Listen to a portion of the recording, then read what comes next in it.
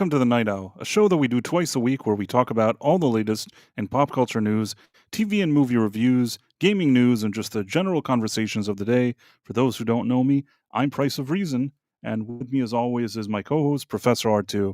How's it going, Professor? Oh, it's gone better. As I told Bryce before, if you hear my voice is a little off, the little frog in my throat. Yeah, I've had a cold or whatever for the last 3 or 4 days, and I missed Brown Stream on Sunday, and so I just kind of couldn't shake it. And so today, my wife was like, "Well, maybe you should just see, like, maybe it's flu or COVID or something." So I took a little test, and it tested positive for COVID. So that's always fun. But honestly, as far as COVID goes, this could be a lot worse. The one other time that I've had it, I was pretty miserable.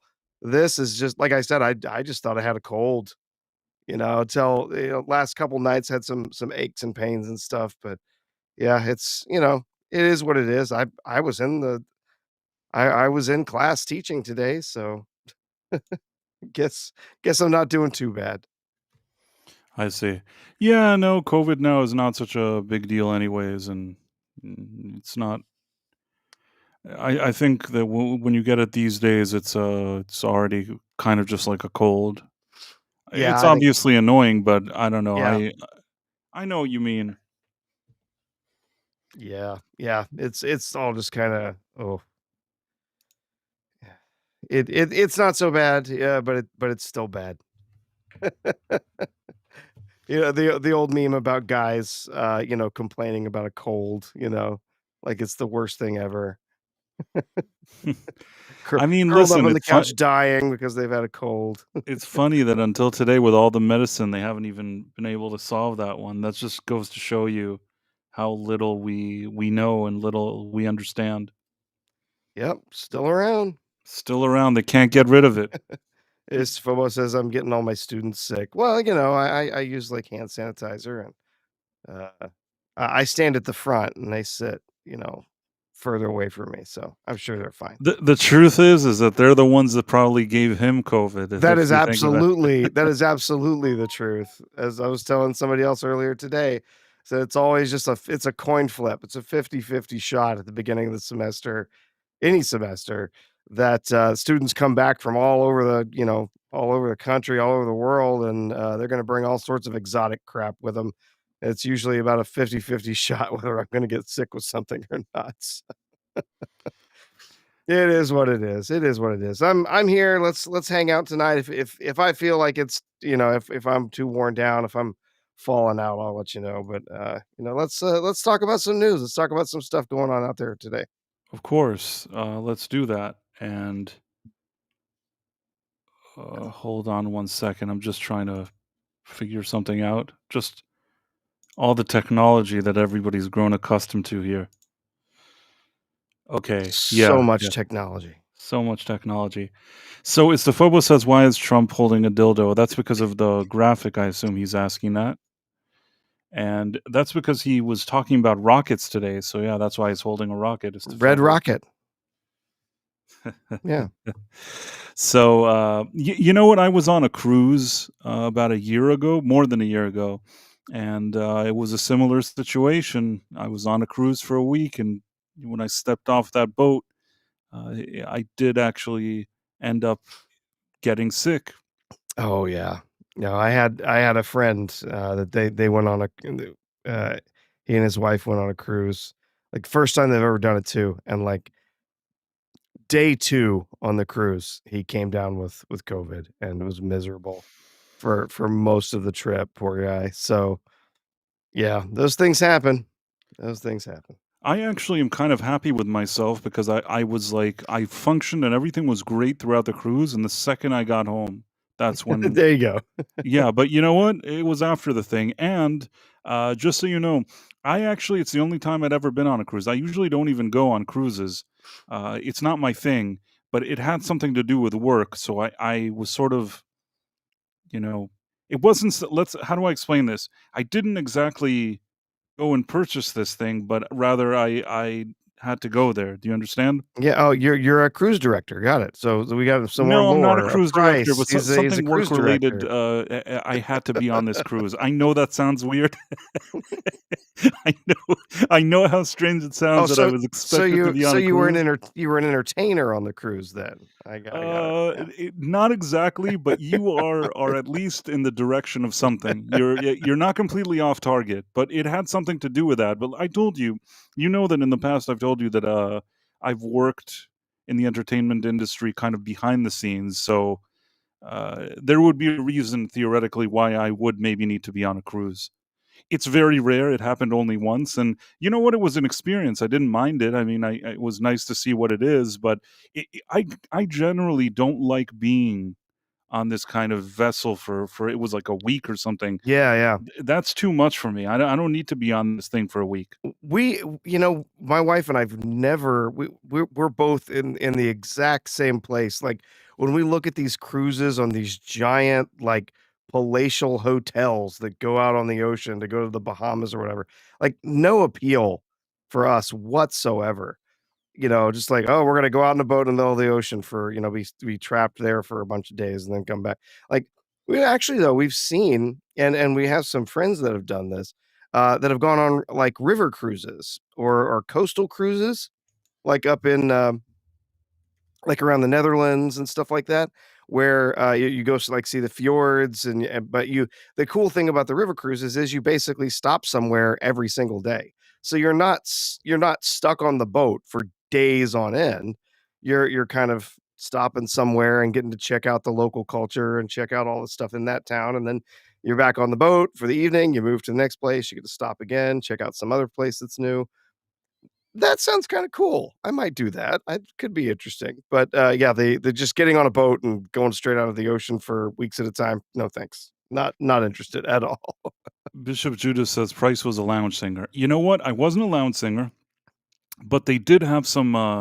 There were a few interesting situations where, first of all, there was one time where I was walking around. It was the middle of the night, and I guess there were people there, and I don't know why they were sitting next to this piano, and they said, "Hey, this guy probably knows how to play piano and sing."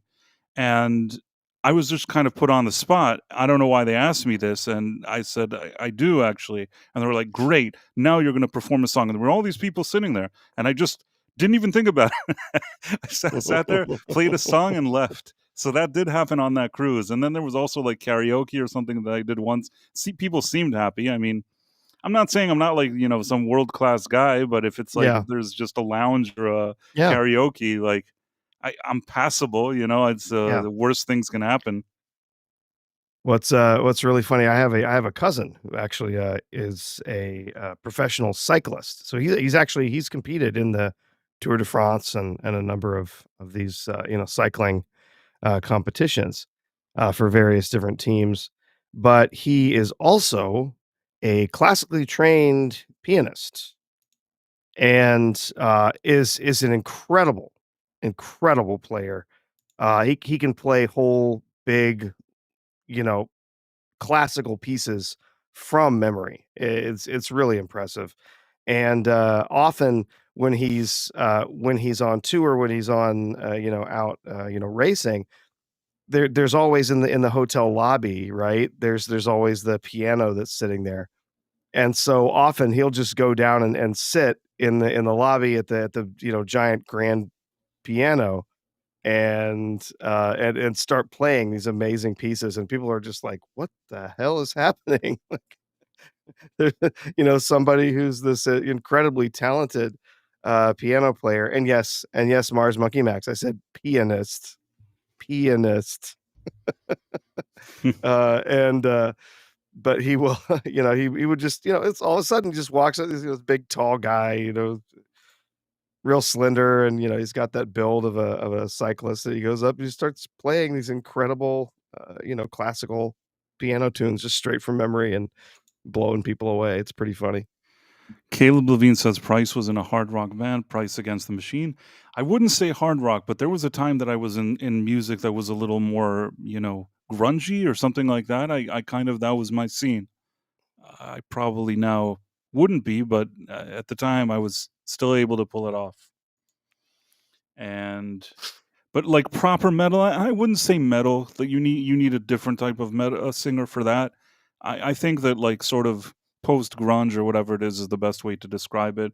Then later, I did stuff that was more chill and things like that. Uh, I had one song that somebody actually played on some radio somewhere. I mean, I had that happen a few times, but it's usually these kind of, like, small stations or some DJ or something like that. Somebody, I think in North Carolina, played a song that I did, but even that was probably like 10 years ago. So the last time anybody heard of me was like 10 years ago on a station that probably five people listened to in North Carolina. That's my career. So yeah, I Elizabeth answered. Quinn says my cousin sounds Korean. No, no, he is not Korean. No, born and bred American. But yeah, In any case, and Murroxer said he was listening in chipmunk mode. ah, Well, that's good to hear. got to get caught Kissing up. cousin? I don't even know what you're talking about, dead man. In any Kissing, case, no, not kissing cousin. In fact, I really honestly, I've probably spent 2 hours with him in the last decade, hey, Tex Rogers, how's it going? and that was for a funeral. Price of Chains? Yeah, that would have been kind of if I could make myself sing like a certain singer, it would be Lane Staley of Alice in Chains. That is exactly the type of singer I always wanted to be. The problem is I'm just not good like he is. I will say this, if you take all like the top 5 singers of the grunge era in Seattle or whatever it is, I'm not good like as good as any of them, but I still have like sort of a bit of elements from a number of different ones that I kind of absorbed. And I think that if I would like was active in Seattle during the same time that they were, and like you're looking for like a not the top band there, but something more like a mid tier or a mid to lower tier, something like that, I probably could have been fit in there legitimately. Do you get what I'm trying to say? Sure, yeah, Like, nobody would have said, like, "Oh, that's, like, the best thing ever. He's the best, like, to come out of this place." The I'd be kind of like I don't wanna say the Screaming Trees. Have you ever heard of the Screaming Trees? no, I've not heard of the Screaming The Trees. Screaming Trees were, like, in that whole scene, in grunge and Nirvana and all those things and all those bands from Seattle during that time, and they just, they're all right. They're not terrible, but they didn't have the same kind of talent that those big bands had. But once all those bands were generating money for the record company, they also signed the Screaming Trees. Do you get what I'm saying? Yeah, Like the Screaming Trees maybe have one song that was played on some radio. They're really I'm not like, ripping on them or something. They're okay for whatever they were. I'm not saying they were crap or anything. I'm just saying like in comparison to those big bands, they're not ranked up there with those other ones. But they still got the benefit of getting signed because once something is popular and the record label at the time would see that it was making money, they're like, okay, let's just sign everybody. Who is this? They have a song, let's sign them. So I would have been in more in that round.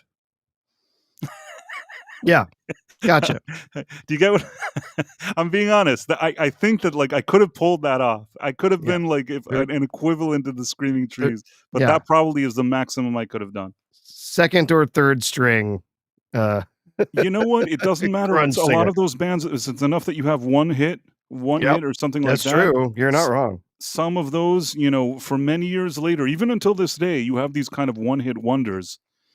Back in the day, if you're in the 80s and 90s and you have a one-hit wonder, you're still probably making some money on them today. You made money over the years if you didn't just throw it all away. Oh, Now sure. the whole game Yeah. is different. Now with all the streaming stuff, you barely make anything. But I'm saying at the time, even if you had just a CD with one hit on it and some people bought it, that actually had value. And not only that, today you have all these kind of nostalgia things. So you have these kind of corporate events or these kind of other events, and they say, well, can we bring this band? They have that song from the 90s, and maybe it's something kind of people remember it. It gives this kind of nostalgic vibe. And yeah, Pearl Jam is going to cost you like $1 million, but if you get something smaller, something like a Screaming Trees or something like that, you could probably get them for cheaper. For a Mhm. while, I was working at some company, and I think that the Spin Doctors were always looking for dates. Do you remember the Spin Doctors? Yeah, I do. Yeah.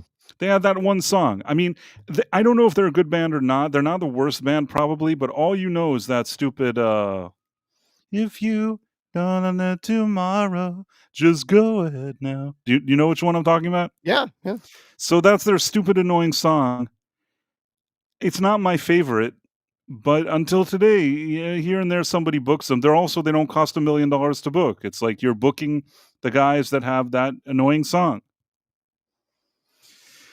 Anyhow, and I sometimes actually get I've shown this to professor that sometimes I get, like, emails, from agents saying, "Hey, like, this person could sure use a gig," and, like, I get all this material, and then I show it to the professor. Some of it is Really funny. looking for someone to, hire This week I got one for some one-hit Warren wonder G. from I oh got one for goodness. Warren G. Wow. Remember, remember Warren G? Vaguely, yeah. The He name wanted sounds to familiar. regulate, Yes, yeah, yeah. I think. In any case, I There was got an there was email. there's He something his about regulation in there. something about regulation. Anyhow, I don't know how we got into all of this. Completely, We do Istafobos have it. Oh, go ahead. Istafobos says the Spin Doctors are the worst band, terrible live and earworm incarnate. I believe that. What were you gonna say? We had something. By the way, on Rumble, I can't see the comments today. So Elizabeth Quince, I just went there to see. I see Elizabeth Quince and Empress and M. I'll check in from time to time, but it's not appearing in my feed, unfortunately. Yeah, it's not showing up. It's very weird. Something going on there. So, yeah, I'm keeping an eye on it. We do have a super chat over on YouTube, but something weird is going on with that. So you're gonna have to go look at. Okay, this is very strange. You're saying something as weird is happening with it? You'll see. Okay. This is only the best technology over at the Night Owl. We multitask. We're able to do the show, but to also pay attention to all this stuff. Okay, we have a $2 super chat from Kingdom who says, "Oh, it's €2. Thunderclap That's two Newman some pounds.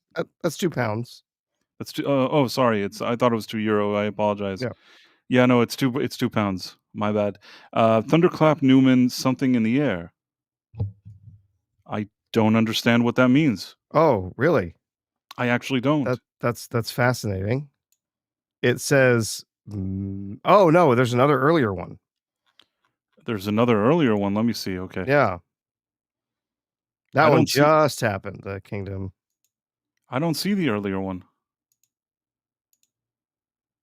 Can you show it to me? Yeah, here. I'll pop it up. Why can't I see it though? Well, this could be the reason. I'll show you. It's very odd. This is very strange and spooky, Oh Professor. no, when I switched to funding, it disappeared. Okay, so it was a $2 message, and Okay. it said something about ma'am flu or something, and then that message disappeared, and it said message redacted. Ah, but I didn't ask for it to be redacted. That's No, not nice. I don't know what the hell happened. Okay, let's see. Very weird. But thank you for the gift, Do you for the remember who info there. sent it though? It was from Kingdom. I see. I'm sorry, Kingdom. I don't know why they made your thing disappear. It's really whatever you had to say, I was cool with saying it, but I guess but now I think they made all everything go away. Yeah, so it just sat there in my feed for a while, but then when I switched over to just the fan funding so I could share it with you, it Oh, just wait. completely Okay. disappeared Now there's altogether. something from the Dead Man where he says two princes and Little Miss can't be wrong. Let's see. Little Miss, Little Miss can't be wrong. I hated that song. Community moderation. Let me see if I can bring this up. I can't find it. I don't know. No telling. Maybe Kingdom withdrew it. I don't know, or payment didn't go through or something? I've never seen that I've before. It's never very seen weird. that before either, but, Kingdom, the second one, let's show whatever we got from him, and we'll try to give it a lot of attention. So, again, technology, tell jokes. And price is gone. Everything's going swimmingly tonight, folks. We will, let me get this up here and we can share it. Whenever Price gets back, he can put it up to be shared on the screen. I ended up, placing the picture over the window. I don't Oh, know how to oh, okay. Well, you can, either share mine or you can, but you presentation mode to show it. There you go. presentation. Here you go. Yep, there you go. So, there's the 2 super chats that we have. Thunderclap Newman, something in the air. So it could be that maybe Kingdom did a message and they made him give a different message because that one they had an issue with it, and this is the only one, or he did too. In any case, Thunderclap Newman, something in the air. Yeah, What it's is Thunderclap Newman's a British band. I don't really remember this song, but I remember the name of the band. the dead man says two princes and Little Miss can't be wrong. Is that another song from what's their faces from uh, Spin Doctors? Because all I remember is Two Princes. Okay. Kingdom says Something in the Air was a one-hit wonder. I believe you. Now I'm just kind of, curious as to, are we sharing your screen or mine, Professor? That's mine. Okay. You bailed us out. Yeah. Let me see. Okay, Uh, so Something in the Air, Thunderclap Newman. Now I'm kind of, is that something like Something in the Air, na na na na na na? Is that one? I'm not sure. I'm just the name sounds familiar. I think it was actually, I mean, this is Oh, na weird for na me to na know na na this. na na na na. Na na na na na na na na na na na. Something like that. I think Na na na this was a na na band na that na. maybe toured with The Who or Pete Townsend produced their album or albums or something like that. But yeah, as the Oh, I'm listening something. to it now. It's familiar, but it's not, like, at the top of my mind.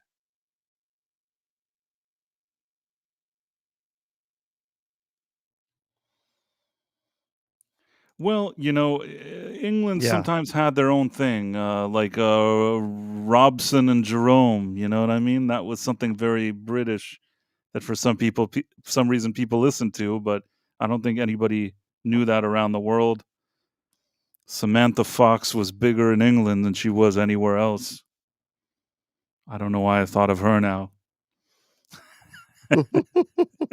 No, but sometimes you had bands like that, that they were sort of they had something going on in Europe more than, in the US. I mean, now I think Oasis came to the US and they did some shows and people were saying that, they had a very warm reception, but back in the day, people were always saying that they weren't as big in the United States. And I've told you before that some of my life I lived actually outside the United States, and outside of it, I can tell you that Oasis were very big. Ve There was a moment in time that they were very, very big. I mean, some would argue that because of all the stuff that's happened to music in more recent years, they ended up being one of the last kind of big name bands. Whether you like their music or not is a different thing, but this kind of band that has guitars and has that kind of popularity and living like the rock star life or whatever it is, I feel like not too long after that, and after some of those Nirvana and grunge era things, somebody came out and said there could be none of that anymore. Now we got to have Britney Spears. We have to have little girls dancing. We got to sell little boys singing. We got to have lunch boxes and sell merch and crap. And they didn't want to deal with any rock and rollers anymore. And then over time, it Yeah. also became that most rock and roll people are of a certain complexion and background and gender, and they didn't want that either. So they managed to pretend that that's not even a good category anymore and push the whole thing aside.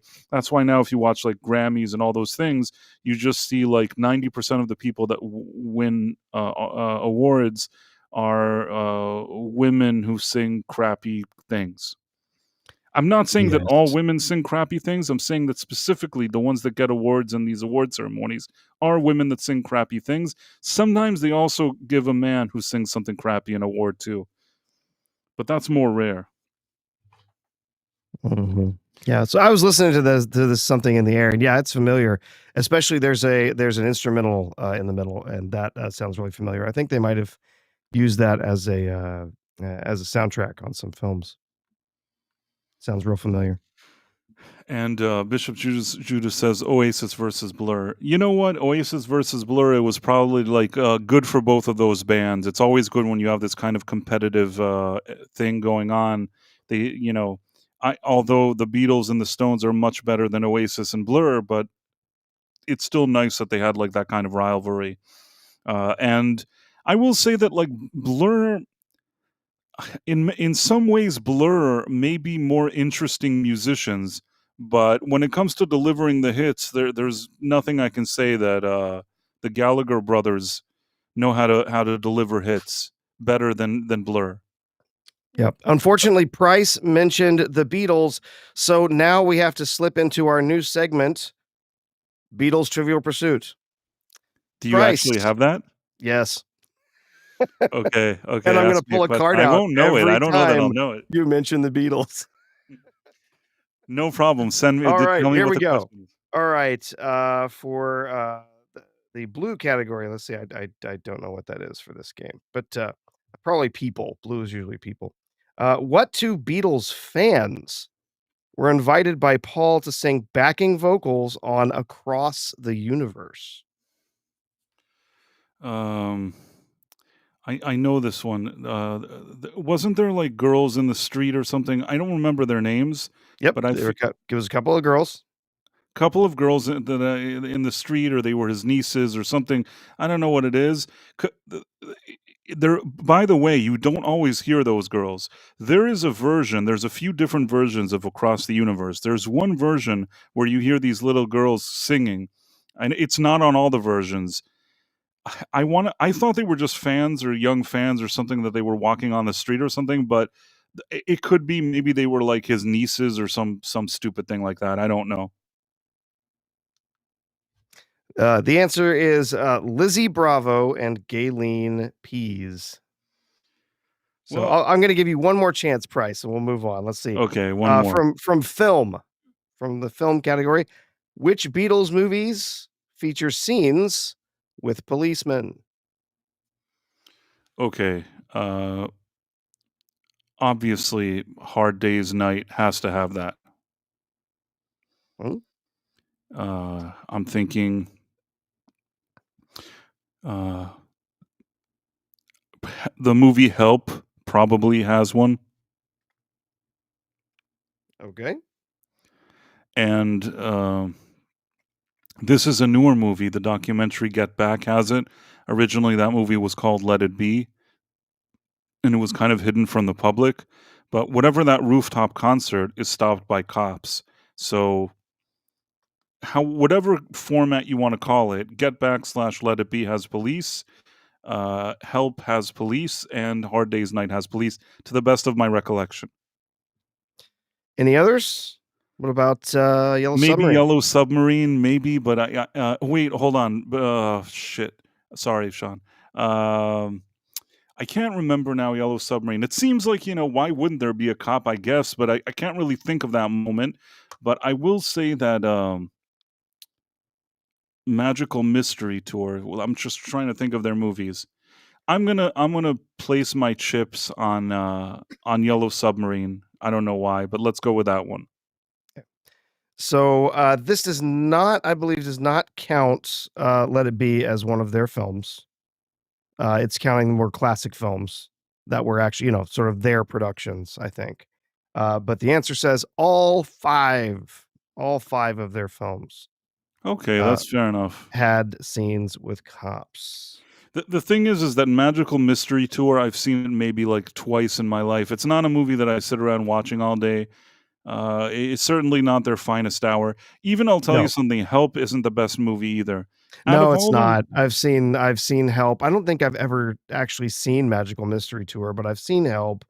Yeah, I've seen, Yellow Submarine, I've seen I've not actually gotten to watch all of Let It Be, it's so freaking long. I haven't actually got to watch all of it, and then but then, so I kinda started it and then, disappeared, and then also seen Hard Day's Night. Been a long time since I've seen Hard Day's Night, but yeah. Yeah, I see what you're saying. Uh, Alrighty.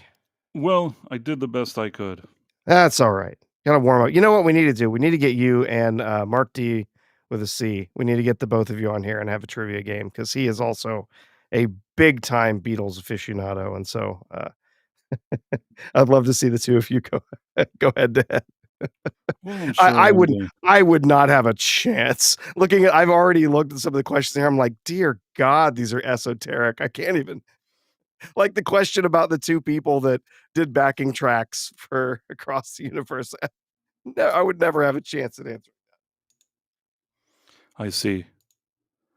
Well, oh, I think there's more super chats. So hold on one second. If you can bring those up, and then we'll really jump in. I think we completely got sidetracked today. We have to jump in. We got our topics. As if that ever mattered. But yeah, no, we gotta find the topics. This is not a professional production, as Y Files would say. Something in the Air was a one-hit wonder. Did I miss anything? So the Dead Man gave 4.99. This is not a professional production, as Y Files would say. Is that am I not the professional production, or I don't know? But you're probably right. If it was me, I'll accept that. Uh, what is? Did I see the other one? We said that the other one was a one-hit wonder, right, Professor? Oh, sorry, I had to mute, I was coughing. Oh, Yeah, I that thought it was was that was me our then. only that was our only new one. All right, cool. I'll keep an eye on it. So I'm trying to do something, but it's not working. And it's gonna result in your being dropped from the stream and probably. Okay. Yes, I'm gonna fix everything.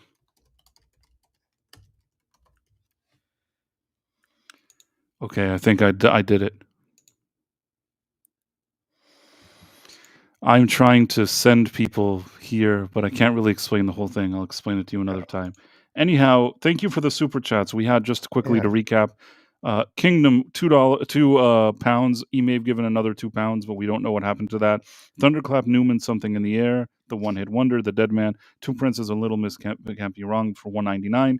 Kingdom then with $2, something in the air was a one hit wonder. Yes, it was. And the Dead Man with 4.99. This is not a professional production, as Y Files would say, which I assume he was talking about me and was right. And now I guess what is it that we were talking about? The first thing I think was, Trump's red rocket. Was that the topic? Okay, yes. First of all, Alyssa Marie, nice to see you. Alyssa Marie a lot of times listens to the replay, but today she was able to make it, I guess, which is also Wonderful. good. Always good. Uh, so yeah, okay, let's look at our thing. Well, today what happened was there was something that Trump announced that there was some he's launching something called Rocket City.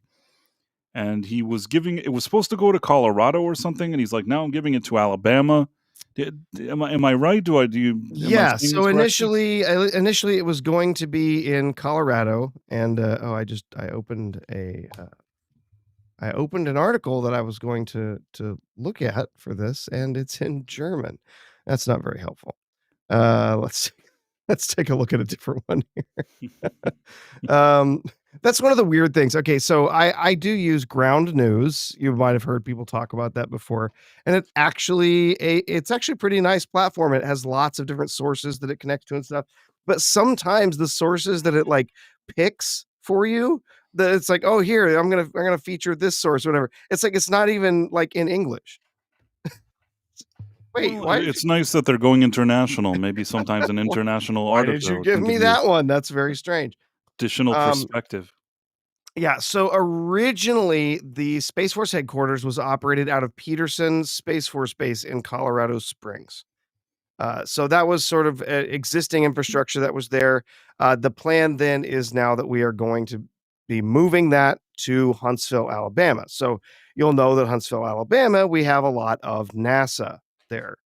With all the infrastructure and everything that's there for NASA, genuinely, it kind of makes sense to move it there, given that those 2 agencies, those two branches of the government are going to be in communication quite a bit, probably going to share resources quite a bit.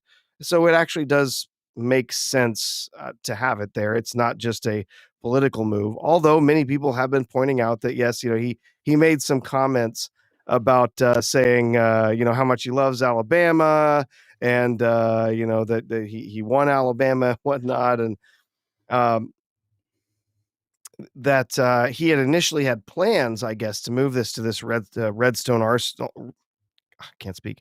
Redstone Arsenal in Huntsville was kind of where they were gonna sort of base it out of and expand from there, and that, by the Biden administration just sort of shut all that down and, said, to keep it all in Colorado, but, he's, been saying some stuff about, well, thanks Colorado for hosting this for a while or whatever, but you have big problems like mail-in voting and crooked elections. So we So took it away from them. yeah, he did honestly, as he's kind of said, there is some evidence to this. That was initially the plan, that this would instead be based out of this area in Huntsville, and they're going to be building a large new complex there. I think they're going to they're claiming that the move is going to actually save taxpayers like $480 million, and it's going to create upwards of 30,000 jobs in that area. So that's going to be big for Huntsville. Not particularly a big fan of Alabama, the university there, as my wife went to Auburn, which is their sworn rival, but that's okay. It is what it is, and that's up there is where is again I never go to NASA these has a lot of places. infrastructure there. I never go anywhere. I feel like I think that as a kid, I actually did some traveling with my family, that we'd sometimes take trips and things, like even like across country and things like that. So I've been in some places, but I was young and I don't even remember all the places that I've been to. Alabama seems like a place I've been to, but I can barely remember anything. I barely couldn't even tell you anything about it. And I'm sometimes curious. I just feel like I never really go and do anything. I'm People, I guess, don't get up and go to places. They could, but they don't. Yeah, yeah. Like I said, we were in Alabama for a few years while my wife worked on her PhD there. So we got to experience a lot of the state, some lovely places and some lovely people and some not so lovely people. Alabama, especially around where we were. Yeah, Tusca. You're saying yeah. University of Alabama, Huntsville is in Huntsville. Yeah, the University of Alabama is in Tuscaloosa. But yeah, That's good to was know, Mars Monkey but Max. yeah, um, Didn't know you but had yeah, such a colorful past. having lived a little while in the deep South, I got to know what actual racism is. So all of these people that cry racism at the drop of a hat, uh, they're morons. There are still racists out there, real, genuine, uh, you know, pointy hat wearing racists. But don't take They're kindly still to out there. strangers. Yeah. Were they mean to you, or you just saw them being mean to other people? They were mean to other people. Yes. I Um, see. the N word was used casually by these types of people, to refer to black members of the, population there, and, I knew, some people that owned, they were extremely wealthy, owned a bunch of restaurants and a whole bunch of other businesses in the area, and, I actually worked for them for a while, and, at one point, we needed to hire someone new for the store, and, I was essentially told that if we're hiring someone for the front of the house, they will not hire someone who is black to work in the front of the house. And I said, "How do they get away with that?"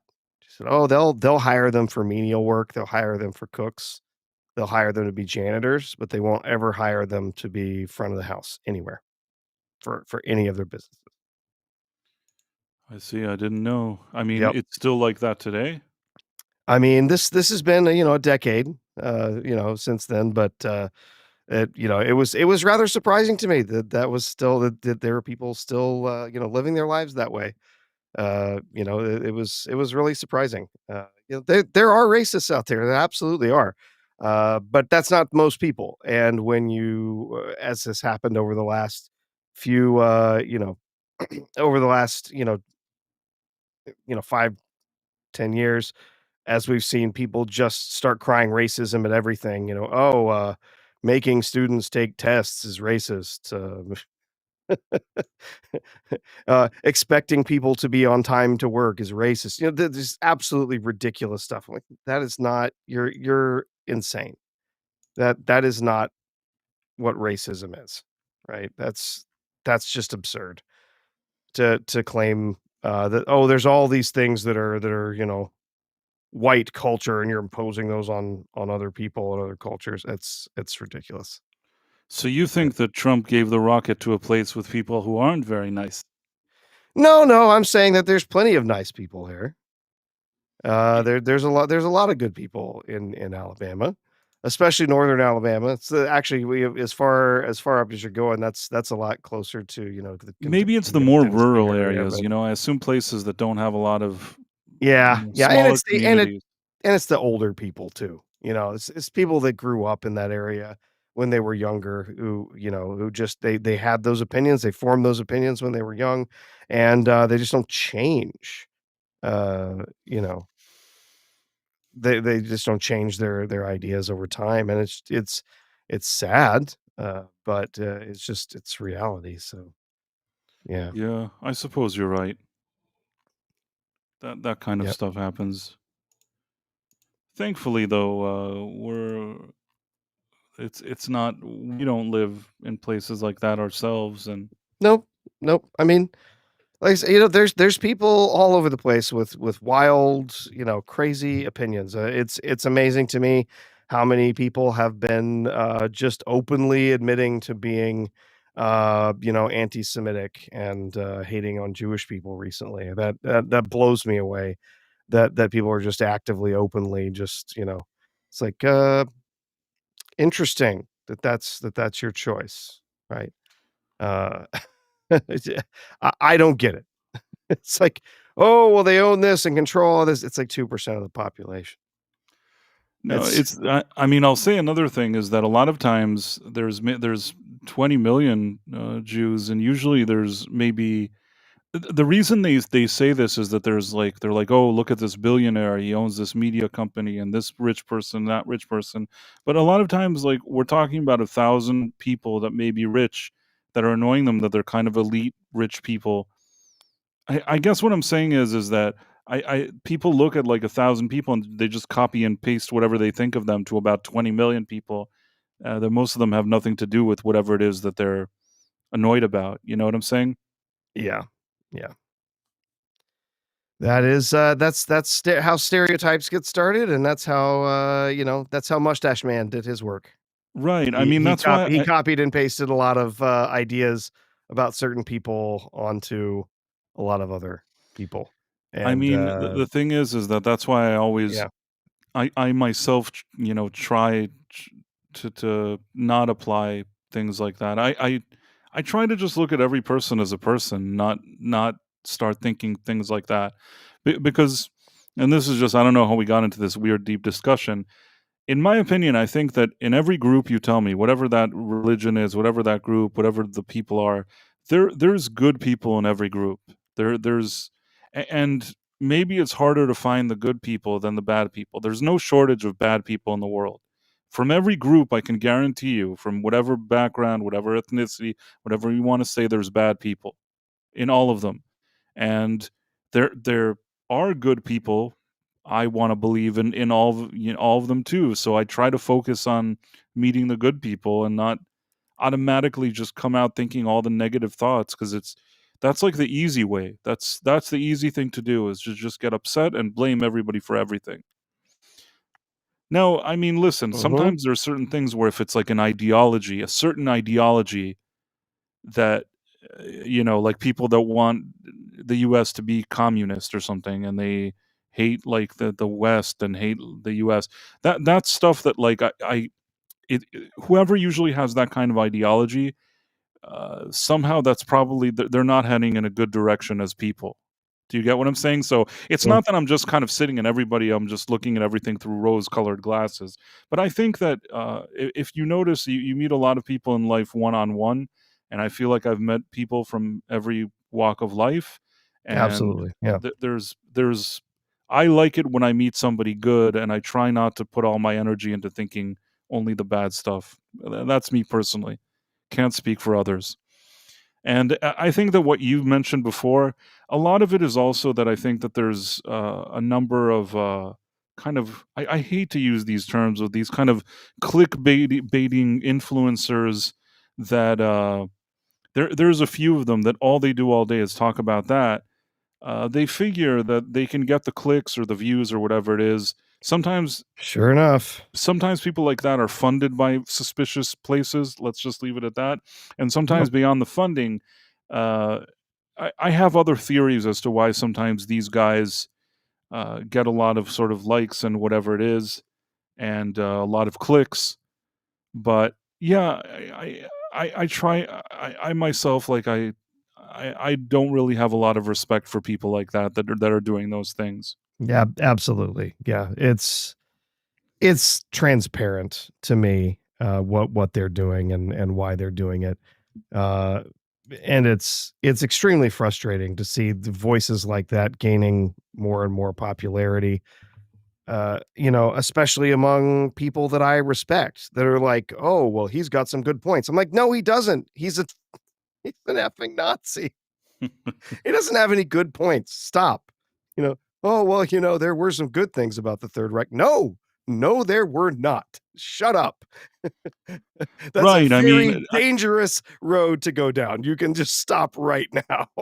Some of the people that actually, like, are suddenly enthusiastic about the Mustache Man, a lot of times it's people that if the Mustache Man would meet them, he actually would get rid of them, meaning Yeah, that happens, and again, I don't wanna start getting into names and all that stuff, but I've seen it over and sure, over sure. again. It's like, who are you celebrating exactly? Like, you would be top of his list to get rid of, It's yeah, and just like gays for Palestine, right? yes, that is a lot of them. They're kind of like the gays for Gaza or whatever it is. Yeah. And then, yeah, I mean, it's annoying, but what can you do? It's sad that in order to you just get clicks, people just do that over and over again, and some have built real brands. But I don't know. I mean, I don't really listen to those things in the once in a blue moon if something pops up in my feed. Unfortunately, that I see that they seem just like I don't know if like hate merchants, and they just seem like slippery, like they're so obsessed with just over and over and over and over and over again the same point again and again. But whatever, it's fine. Everybody, I guess everybody has their own hustle, and in 2025, doing Jeez. that kind of Yeah. crappy thing is also a sort of hustle, and some Seems people to do it. yeah, seems to be a successful hustle. We do have a Rumble rant. You should Rumble rant from hopefully you can Mr. see it. Provost. Yeah. The difference between a conspiracy and a conspiracy theory is evidence. If you believe them all, then maybe it's you. There's a thing called responsible conspiracy theorism. Well, that's rather insightful. I mean, there's no reason that that you can't investigate something that you think could be a conspiracy. But the people who just run as this so the people who just run with every possible conspiracy, It's always a little tiring. So, uh, You know what I yeah. thought was interesting? Did you see that thing with Joe Scarsborough? That No, he I don't think I that he did. was, like, saying, "Oh, like, Trump should help them," or something like that? Mm-mm. It was something No. like, I don't know, I feel like so, he probably is gonna get canceled in 1 minute. There's probably, like, a million people already, like, canceling him as we speak, I but, mean, Morning Joe seems like it should have been canceled a long time ago, but, it probably should have been. But here's the thing, can you see it? got it. Okay. Concern is you have leaders in Chicago that see this, as you say.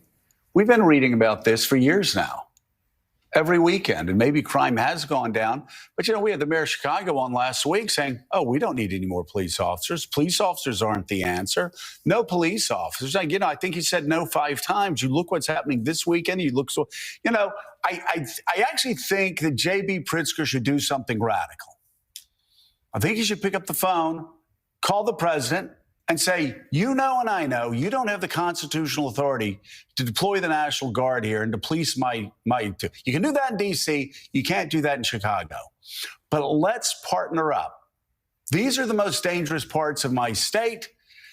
We would love to figure out how to have a partnership that's constitutional, that respects the sort of balance of federalism between the federal government and the state government. And let's work together to save lives. Because right now, just hey, nothing to see here moving along. No problem here. Hey, Donald Trump, we don't need you. And, the mayor talking about we're going to protect people's dignity in our city. Well, protect their lives. That's protecting their dignity. It would be radical for us to figure out a way to actually do what I've been saying from the very beginning on Washington, and that is seeing politicians creating partnerships that protect their people. Yeah. It was Oh. surprising, right? Oh, it's positively fascinating the number of Democrats and media personalities that have rushed to the side of defending violence, shootings, killings, illegal immigration. It is absolutely fascinating, this idea that, oh well, yeah, no, there's no problem here. We have 54 people shot, 60 people shot this last weekend. No big whoop. That's down from the week before. So where things are improving. No, things are not. I don't care how if you had 70 last week and 64 this week, that's still terrible. Right? That's still Right. awful. You can't just be, "Oh, well, it's improving." No, it's out of freaking control, and, he's right. He should be saying, "Look, the federal government is offering additional resources to come help deal with our crime problem in the city, and we should be willing to work with him on that." But, of course, they know that one of those provisos in those people, those federal agents coming into Chicago is a real simple one. They're going to arrest illegal immigrants and they're going to deport them. And they absolutely cannot accept that. They cannot allow ICE or anyone else to come in and start start deporting illegals, because then they're gonna lose their base, and then they're not gonna get reelected and blah, blah, blah, blah, blah, right? So, it's ridiculous. It's absolutely ridiculous, but, it's to be expected. It's absolutely to be expected. They're gonna run wherever they have to get away from Trump, away from his policies, away from enforcing the law of the land, to make sure that they can keep their political position, their political power. So it's absolutely insane, but it's to be expected.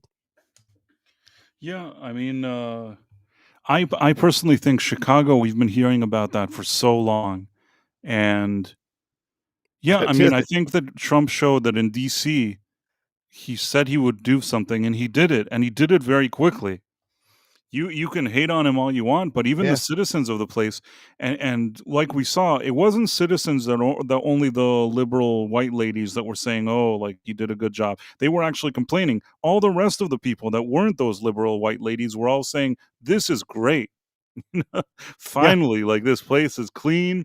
I can walk outside. This is great. Like people were absolutely 100% seemed like they were sort of appreciative of what they were seeing.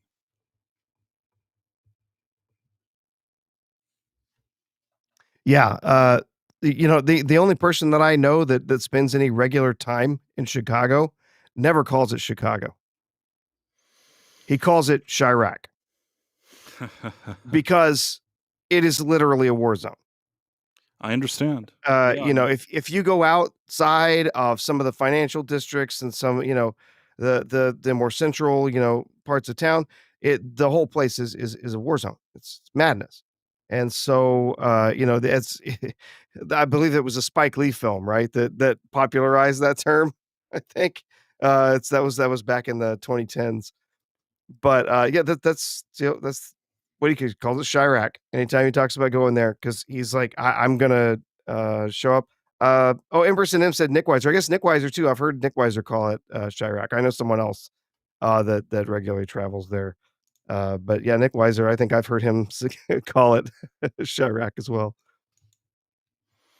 yeah, I totally believe that. It seems like a problematic place, and I can understand.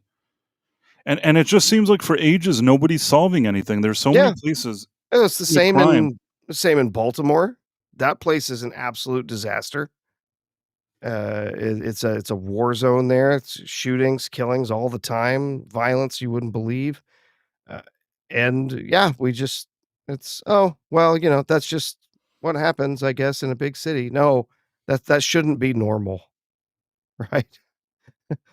That kind of violence it should not just be normalized. And we've seen what happened in DC, right? We've seen how this surge of additional personnel to help with law enforcement in that city has helped significantly. It's brought the violence down practically overnight. Not as many, shootings, killings, muggings, you know, uh, car theft, carjacking, all of everything's down. Absolutely everything is down.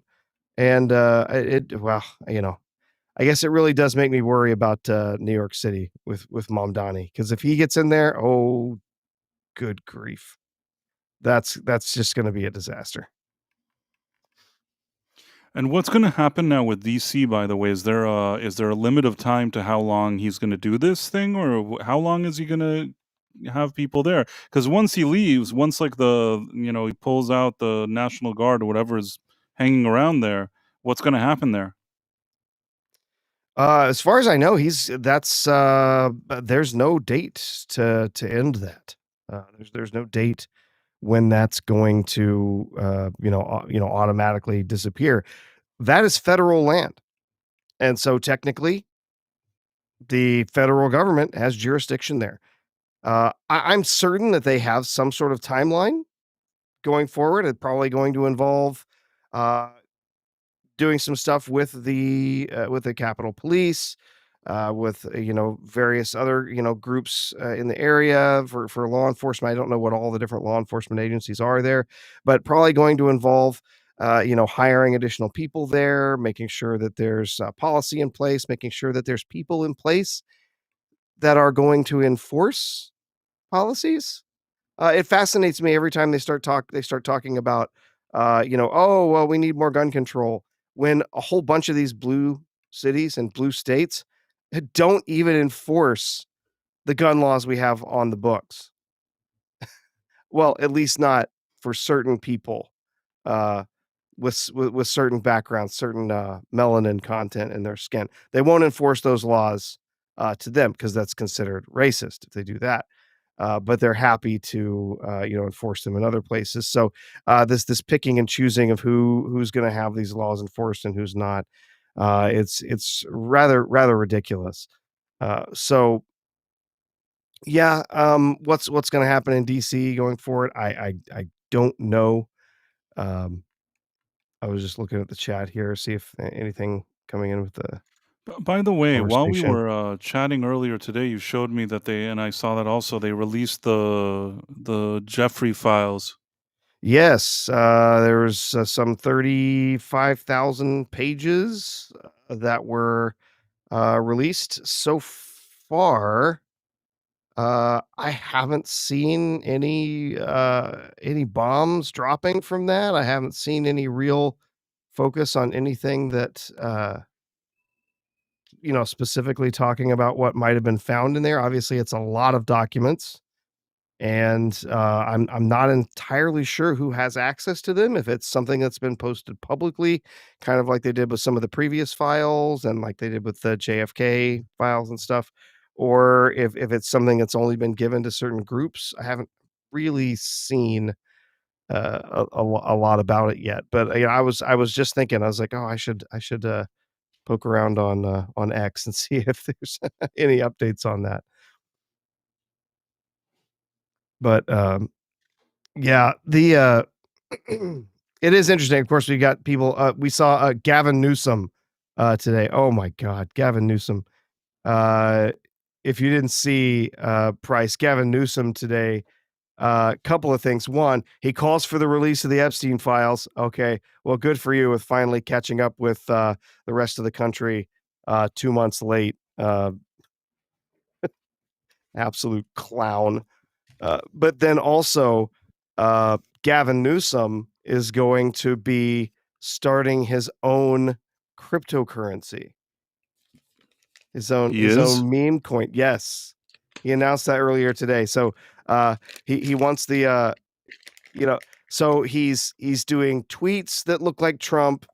He's trying really hard to sound like Trump, and now he's going to have a cryptocurrency like Trump. Um, I've seen a lot of interesting suggestions as to what the symbol for that crypto coin should be online. Most people are suggesting it should just be a clown face um, for a crypto coin for everyone's favorite governor. If he loves But Trump so much and wants to be like him so much, then he should just vote for him. yeah, yeah, or just step up and just get behind what he's got going, and let's make it happen. Uh, I was just looking through the chat here. Estefobo says, I want to know how R2 as a professor was able to avoid the lefty conversion. I'm based as that's why. I don't really give a crap what other people think. So when it came to working in academia, they could take it or leave it. If you actually want to go to the psychology of it, there's an idea that you look at. There's social chameleons, and there's people who are true to self. So it's a spectrum, but people who are social chameleons tend to just adapt to whoever's around them. They can change who they are to kind of fit the situation. These people are typically very outgoing. They're extroverts, and they're typically end up being very popular people. And then on the other end is people who are true to self, who typically are not going to adjust their opinions to match other people around them. They're not going to adapt to to situations around them very well because they are just naturally connected with their own internal sense of who they are and their integrity and everything. And having been through college, done a whole bunch of different stuff, gone through different seminars and things like that. I've taken a bunch of these personality tests, and I am like all the way on the true to self side. I don't that means I'm not very popular when it comes to like cotillions and parties and stuff, but guess I don't really mix in very well. Oh, I see. We got another super chat from. But did we? Yeah, hold. Let me see if I can find it. Yeah, but yeah, it's that, and then I think just my personality type. I'm very analytical, and so just accepting as is often necessary on the left, just accepting what is being told to me that I'm just supposed to step in line and do what I'm supposed to do. That's never really been my strong suit. Yeah. Okay, I need to enlarge in this a bit. Okay, so Kingdom says, first heard you on Brown Alliance. Great content. I assume he's talking to both of us because we both hang Yeah, out on that probably. channel. Yeah. Thank you, Kingdom. Well, That's thank very you, nice of you. Kingdom. We appreciate it. Thanks for being here. Yeah, Brown's a good guy. I actually, this weekend, I wasn't supposed to be on the stream, but then I ended up being able to make it, so it was interesting. Whereas I think you, Professor, had the opposite happen to you. Yeah, well, yeah, he did reach out earlier in the day, and I just had to tell him, "I'm sorry, I'm sick. There's just no way."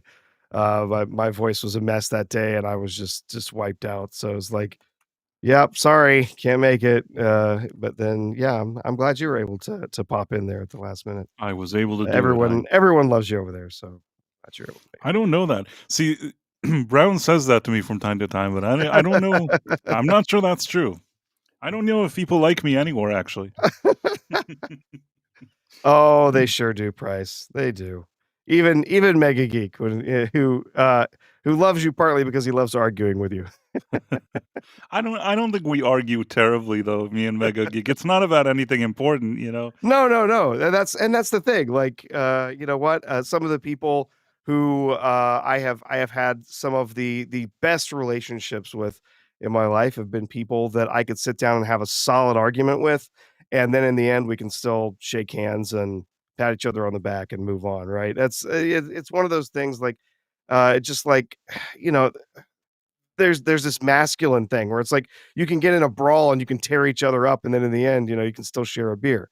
Like, it's just if I can sit down and like bounce ideas off somebody, argue with somebody about something, and then in the end we can be like, hey, no one's changing their mind. That's fine, no big deal. Like, you know, we it was all fair. Everything was all above board, and it was a nice chat.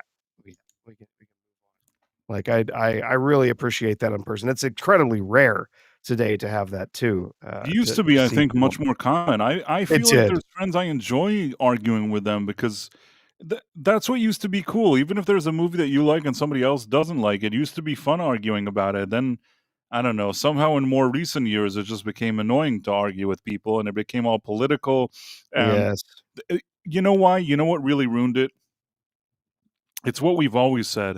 The whole politicization of entertainment is what ruined it.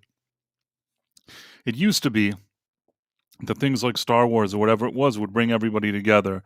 And then you had something like The Last Jedi, and it was so politically motivated, the agenda that was in there, that it suddenly became a situation that people that believed in certain ideologies or politics felt that they had to protect the movie, whereas people that actually like Star Wars didn't like the movie. For the most Yes. part. I mean, if you're Yeah. going in and you grew up watching Luke Skywalker, you don't need to walk in and see him deconstructed in order to like build up, women at his expense and all this other stuff that was going Absolutely on not. there. Yeah. As Kay Roberts over on YouTube said, civil discourse is a rarity. Yes, it is sadly extremely rare today, and a lot of that has to do with what we've seen in the past 20 years or so. It's taken over the political climate. It's taken over a lot of other areas too, and that's tribalism. People have to belong to the tribe. They got to belong to the group, and then once they're part of the tribe, they got to defend that. They got to fight back against those who aren't part of the tribe. It's extremely frustrating, and yeah, something that I've never been a part of. I've never liked. Again, I think that's just a personality type thing. Like, I have no interest in uh, defining myself based on some particular ideas that are part of some tribe, and I'm just supposed to surrender my personality and surrender my identity to that tribe. I can't do it. Just can't do it. We've got a Rumble rant. Oh, okay. Bryce. Let's see. It's fairly new. You should be able to share it. I can see it in my chat here from Mr. Phobos for $2. Phobos. Why is there no money icon on the YouTube side? Anyway, R2 says, I'm based as F. I agree, but the way he said it made me laugh. Principles before personalities. Yes. Yeah, I don't know. I don't know what's happening. But no, I think you can do there is a money sign on the YouTube thing, I think. Who knows at this point? In any case, I feel like we kind of we went again in a lot of different directions. But you know what I did think of? Today Elon Musk tweeted something. These tweets I'm not annoyed at Elon Musk for tweeting it. It just annoys me in general. And I'll show you what I mean. Let me see if I can find it. Yeah, I guess it's still like a sour spot or whatever you want to call it. Let me share this one here. So do you see this? It says,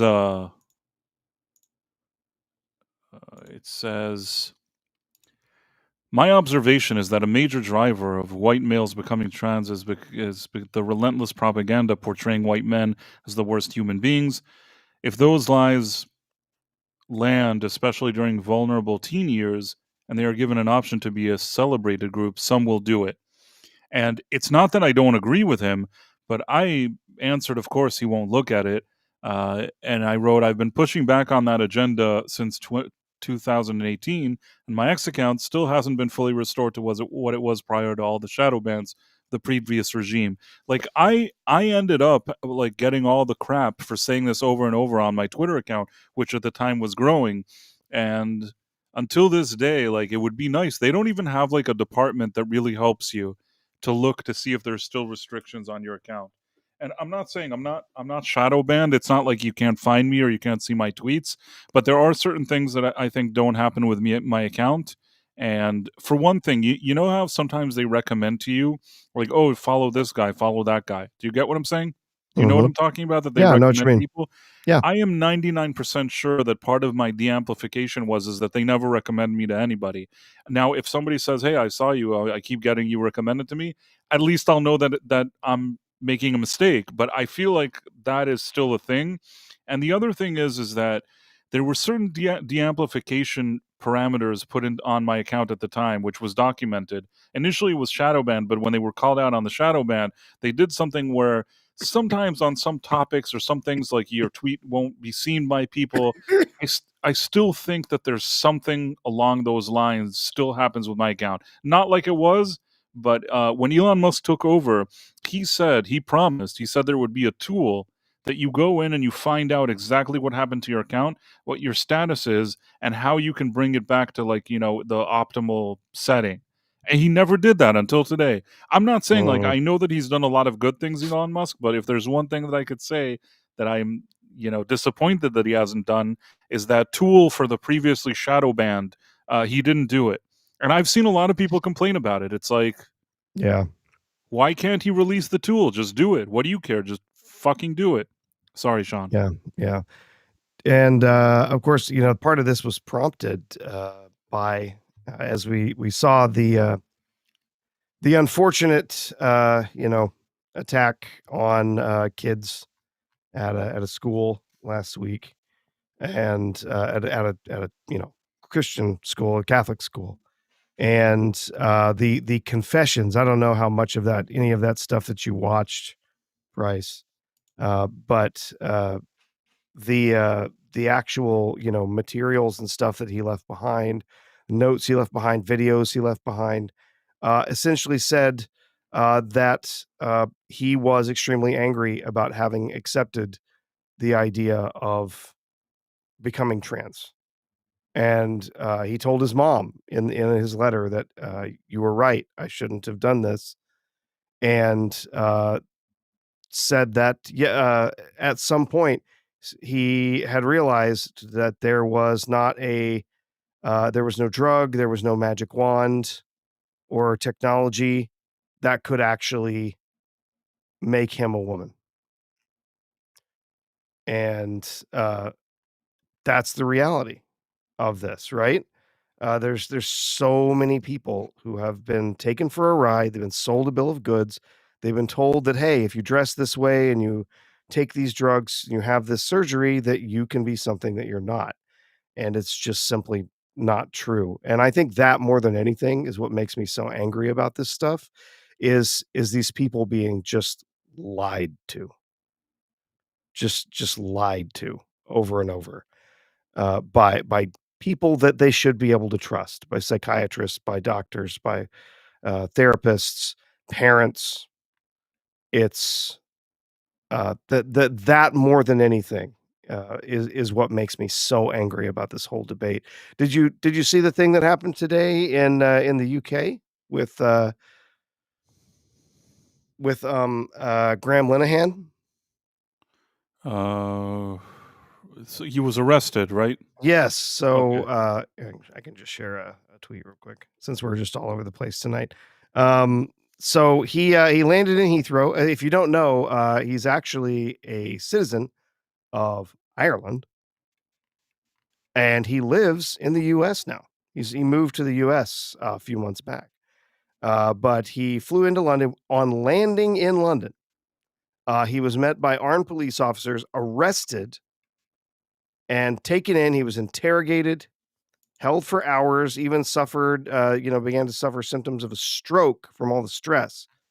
And all of this because he had a few tweets they didn't like. The UK has completely lost their mind. It's absolute madness. Especially when we're talking about tweets specifically. He's been very outspoken about the trans issue and protecting women. And those were the types of tweets that he was taken to task for, when the reality is that the Supreme Court of the United Kingdom has said that biology is a reality, and there is no reason they should be able to still uphold this. And people have been arguing online about, oh well, if he's inciting hate. No, stating biological facts is not inciting hate. So, I mean, this is just madness. You can see here he's in the hospital. He's had, an IV placed because of the symptoms he was struggling. The bail conditions were that he's not allowed to go on social media. He's not allowed to go on X. Absolutely ridiculous. This is a one. There's been a bunch of different tweets about this from lots of different people. This one is specifically from Free Speech Union, but what he had to say on his Substack, since he couldn't go on X and say something about it, was, in a country where pedos escape sentencing, where knife crime is out of control, where women are assaulted and harassed every time they gather to speak, the state has mobilized 5 armed officers to arrest a comedy writer. Unreal. Absolutely unreal. Yeah. I've seen this meme posted a lot lately. I don't know if you've seen this, Price. I've seen this posted all over the place lately. I can't complain. Oh, that's good. No, I mean, I can't complain. I might go to jail. Yeah, I've seen it. It's good. Oh, yeah. But kind of on the same subject there. So, yeah, so much crazy stuff going over there in the UK. Really, those of you, I know we have some people in the audience, a few of them, not many because of the hour that we're on, but we do have some that listen afterwards. God, I feel so much for all of you living in the UK right now. I mean, Price, we were this close. If Kamala Harris were in office, they would be doing this exact same kind of stuff here in the US. Without Yeah, a doubt. no, we kind of. Without a doubt. Even I've always told you this. Even beyond any kind of political situation, I couldn't get behind the fact that there was a president that wasn't really there, and that without a primary, they let some other lady who didn't do anything positive during the time she was vice president, didn't convince me she could run anything, and she became their candidate. It was I mean, I'm surprised that so many people were willing to vote for him before they said that he was confused, and then even surprised at the amount of people that were willing to vote for her. I know Trump won and won significantly, but there were still people that voted for her. Absolutely. And they would love to have hate speech laws over here that would allow the police to come knock on your door because you posted something that hurt their feels. And, yeah, sorry for your fifis. I'm sorry about that, but people are allowed free speech. And God, it's just so tragic to see everything that's been happening in the UK recently. Yeah, no, It the is UK sad. is no longer a country. Like, I don't know what's going on there. That Oh, that thing is like it's done, and it should be a lesson. What happens when you just kind of roll over? I feel like there's only one way that it's going to turn around, and it ain't going to be pretty. Yeah, I don't know. So I mean, yeah. the thing is that it's too bad that nothing was done throughout all the years that things were happening, because now it's more difficult to do something. Oh, yeah. Yeah. I mean, all of these people are in place. All of these, the immigrants have been brought in. There's the people that are elected and holding office, like they have control over all of these things and can decide what speech they like and don't like and can shut people down. It's really tragic, just to be honest. But oh, do we have anything else that's not depressing to talk about? Is Disney being sued again? That's funny. I'd love to talk about that. Uh, Bryce said he had a review for Toxic Avenger. We'll get to that too. Something not depressing. Let's see here. Who do we have in the chat? Uh, Jason Webster says, "Is it me or is professional sports today not generating the level of enthusiasm and volume of water cooler discussion it used to?" That was another topic that used to bring people together. Yeah, I mean that's professional sports is something that a lot of men tended to enjoy, and of course, anything that men enjoy must be destroyed.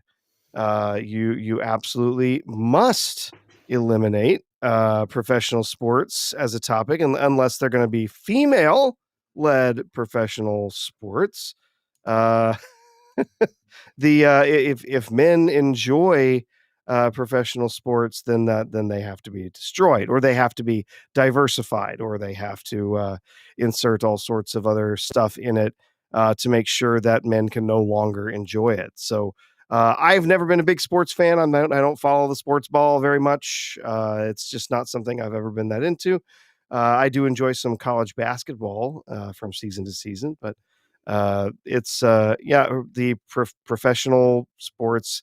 I think the thing about professional sports that's always bothered me is whenever I see these freaking millionaires, they're being paid money to play a freaking game, whining about how much they're getting paid and complaining about, oh, whatever, I'm not getting what I'm owed.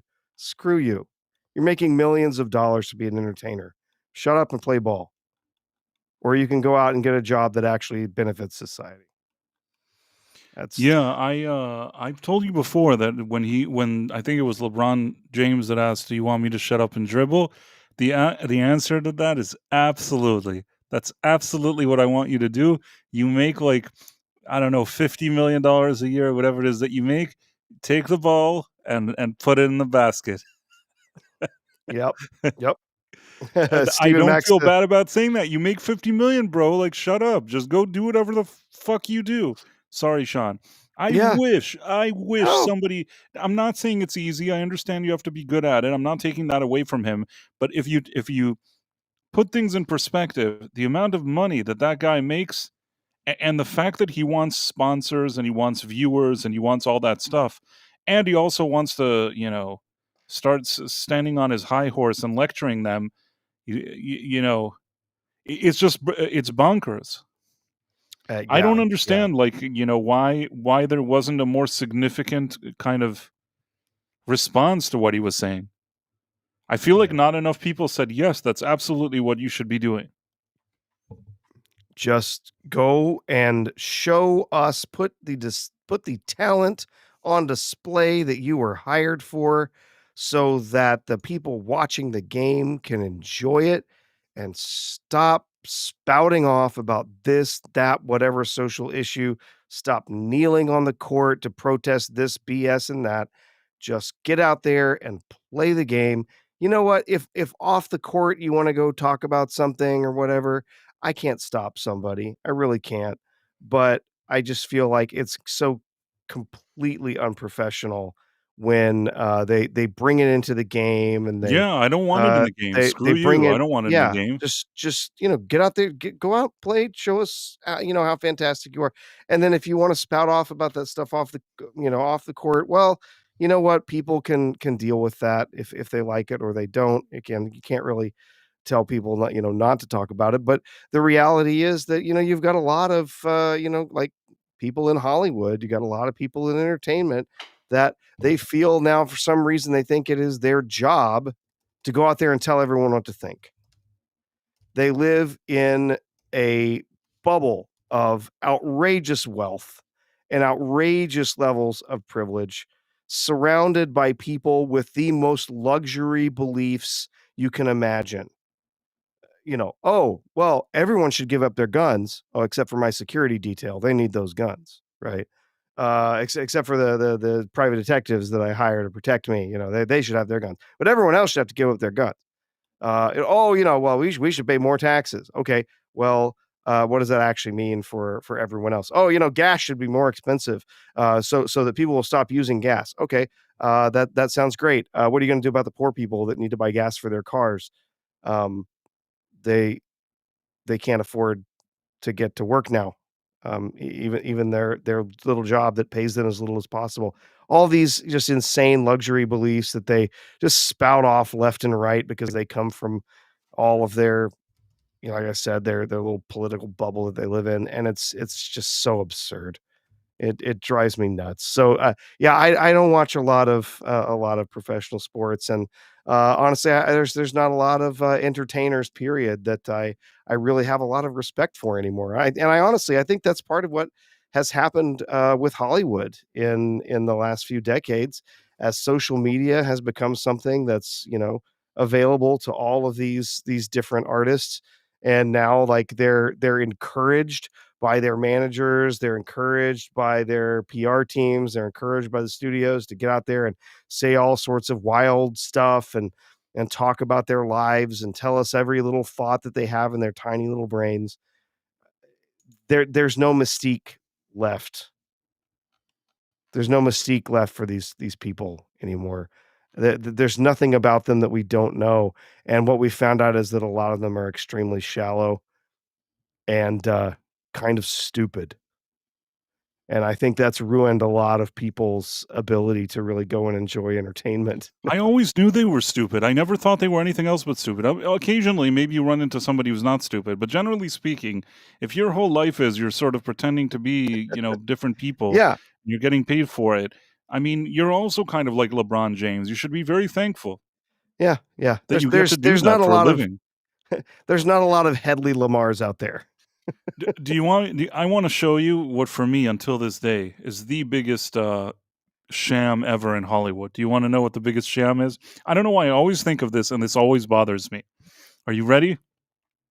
Yeah, I'm going to show you how hypocritical this whole Hollywood thing is, including all the BLM and all that stuff. So, I don't know if you remember, but there used to be that show Community, and during the fifth season or whatever it was, although maybe he was a pain in the ass and maybe he's difficult to work with, maybe they were looking for reasons, but the thing that triggered Chevy Chase's firing was that Donald Glover, also known as Childish Gambino, uh, a stupid name for a two-bit rapper that I don't even like his music or him no, or anything yeah, he does. But in any case, so this guy basically he started this whole tour, starting from like 2015, 16, 17, all day until like, a few, maybe until even today. If you ask him about Chevy Chase, he'll tell anybody that's willing to listen that Chevy Chase said some inappropriate things on the set of Community. He felt very offended. He went to the producers. He said that, as a person of color or whatever it is, he's very offended. They ended up firing him, okay? Mhm. Even though I understand Chevy Chase is a difficult guy. He said that it wasn't malicious, that he was making jokes and things like that, but it wasn't something that he was purposely, coming from that kind of place against him. Not that it mattered because they fired him anyways. So if you look, here's an article from just a few years ago. Wait, this wasn't the one I wanted to share. I wanted to first show you this one. So this one is Chevy Chase told racist jokes to Donald Glover on the set of Community. Until today, this guy is like whining about it. Okay, for years. I'm telling you, there's like, if you Google this, there's like 70 articles of Donald Glover blabbing about the racist jokes that Chevy Chase on the set of Community. It's the worst thing that ever happened to him. Mr. Snowflake himself, he melted down every time, who knows what happened. But then the next thing you know, you also see this article. And these are more recent. Are you with me? Yeah. Basically, he's always saying, like, two things. One, that Chevy Chase is terrible and he told a terrible joke on set. And then at the same time, he's like, I'm not giving up on Kanye West, and he's always like buddy buddy with him and supportive of him. And he's like, he's the GOAT rapper, he's this and that. It's like, dude, if you are taking his side of Kanye West, which you could say, well, he's allowed to do whatever he wants. You're right, he's allowed to do whatever he wants. But if your thing is that, you're supportive of Kanye West no matter what he said and done, and Chevy Chase telling a joke on Community, I don't know how many years ago, that's the reason you basically effectively canceled Chevy Chase. All I can say is one thing to this asshole: fuck you. You know what I mean? And I'm sorry, Sean. I'm not even sorry this time. That's what I think of this little weasel, this childish Gambino bullshit artist who sings shitty songs. I tried watching that stupid Atlanta thing, and I didn't even like that. Some people liked him as Lando. Maybe he was okay as Lando. The movie was kind of crappy, so it doesn't really matter. In any case, I think this guy is a weasel. He went out of his way to cancel a guy who was like an American icon, and then, at the same time, if his friend said stuff, even if it's the craziest stuff ever, whatever Kanye West said is 5 million times worse than any joke that Chevy Chase has ever told on the set of Community. Do you agree? Yeah, sure. Do, Yeah. is it fair to say that Chevy Chase's inappropriate joke on Community, which got him fired, but because of Donald Glover's complaining and whining to the press over the course of a decade, do we agree that that is probably not as bad as anything that Kanye West has blurted out over the No, of past few course, years? of course not. So it's like, No. if you're going to say you protect him, you got no credibility. You shut the fuck up. I never want to hear this guy speaking about Chevy Chase again. That's my personal opinion. Yeah. I have never been a fan of Donald Glover. I did enjoy this series of Community, but yeah, I've never been a fan of his. I thought his music is terrible, and his turn as Lando was embarrassingly bad. So yeah, no, thank you. Uh, you can go back to your career, whatever. I don't need to see you in anything again. Thanks. No, and he's also like, he's done appearances with him. You go, oh, I don't care what he said. He's the GOAT. He's the this. Now, again, somebody could tell me, well, he's looking out for his friend. It's fine. What do you care? And I wouldn't care. You know what? If that's what he wants to do, it says something about him. If that's what he does and that's what he likes. But you know what? That's on him. But to go for like a decade and continuing to blab about that same stupid thing, and then to start like going and at the same time doing these other type of interviews, I don't know why. I just feel like this guy, I have no respect for him. And somebody wrote that he has some good tunes as Childish Gambino. I have yet to hear them. At the time, like, there were some songs people were like, don't you like what you hear here? And I'm like, no. And I'm not just saying that now because I think he's a weasel now. I I didn't really think his music was good back then. I thought he was terribly overrated. As Lando in that movie, He was alright, I guess. I mean, I didn't really feel that that guy that played Solo was Solo, and I didn't really feel like this guy was Lando. I think No, that that not at whole all. movie was unnecessary. With that being said, oddly, there's worse things that Lucasfilm have put out than that stupid movie. Like, the movie Solo was just a dumb, unnecessary movie that nobody asked for, but there's actually movies more offensive, than that movie that were released. It's not The Acolyte, you know what I mean? It's just a dumb and unnecessary movie. Mhm. Yeah. I Some would people in argue the that Solo is better than The Acolyte. It is, without It question. it's I not mean, saying The much. Acolyte is funnier if you just view it as being something awful that you can just have a good laugh at. I may have gotten more amusement out of out of making fun of The Acolyte, but no, like, story-wise, acting-wise, no, The Acolyte is the bottom of the barrel. Solo is better than that, but I wouldn't say by a lot. By the way, I don't think he's Danny Glover's grandson. I feel like No, he's absolutely, no, so I actually I looked this up some time ago because I was really curious. I was like, "Is he related to any other famous Glovers?" The answer is no. He's not related to any of the other Glovers, including Danny Glover. There's no familial connection. His mother, ran a daycare, and his dad is a retired postman. He's not related to any of the, other famous Glovers. Not even Crispin Glover, as it turns out. even though I can't highlight the chat from the Rumble today for some reason for a technical issue. Uh, I don't know, hold on for a second. Somebody says, "Please, can we get back to joking?" Elizabeth Quinn said that, but I don't know in what context that was. Maybe it was something about the EU or something. Double R Star says, "Don't judge a book by its cover. Don't judge black people by Donald Glover." That's fine. I Yeah. mean, I never judge people based on this guy. I'm only speaking directly to him. It's basically if you're I'm serious that if you Google it, you'll find many articles about that whole Chevy Chase thing. He was so proud to keep talking about how he got him fired. Now, I'm not saying I know that Chevy Chase is a difficult guy. I know throughout the years he's difficult. Maybe they would have fired Chevy Chase for another reason.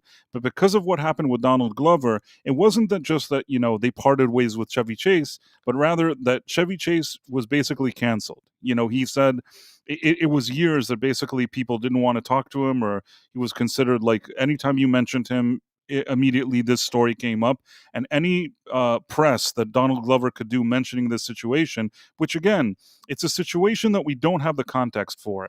I understand, and maybe I'm wrong, that they were doing kind of improv on that show, maybe doing some scenes. Perhaps Chevy Chase said something that was offensive, or his humor is sort of an old school offbeat thing that's very kind of risque and in your face. That's kind of the way he is. The man got along with Richard Pryor, and they would like Mhm. do sketches together where they'd take a dump on each other. I Yeah. feel like Yeah. I don't feel like he got up and he decided that he wanted to be a terrible person, Chevy Chase. He's difficult, and maybe he's Yeah. difficult to work with, and maybe he accidentally offended Donald Glover. But honestly, if you're going to go and then defend Kanye West, I don't know how some joke that Chevy Chase told you should have been the end of Chevy Chase's career.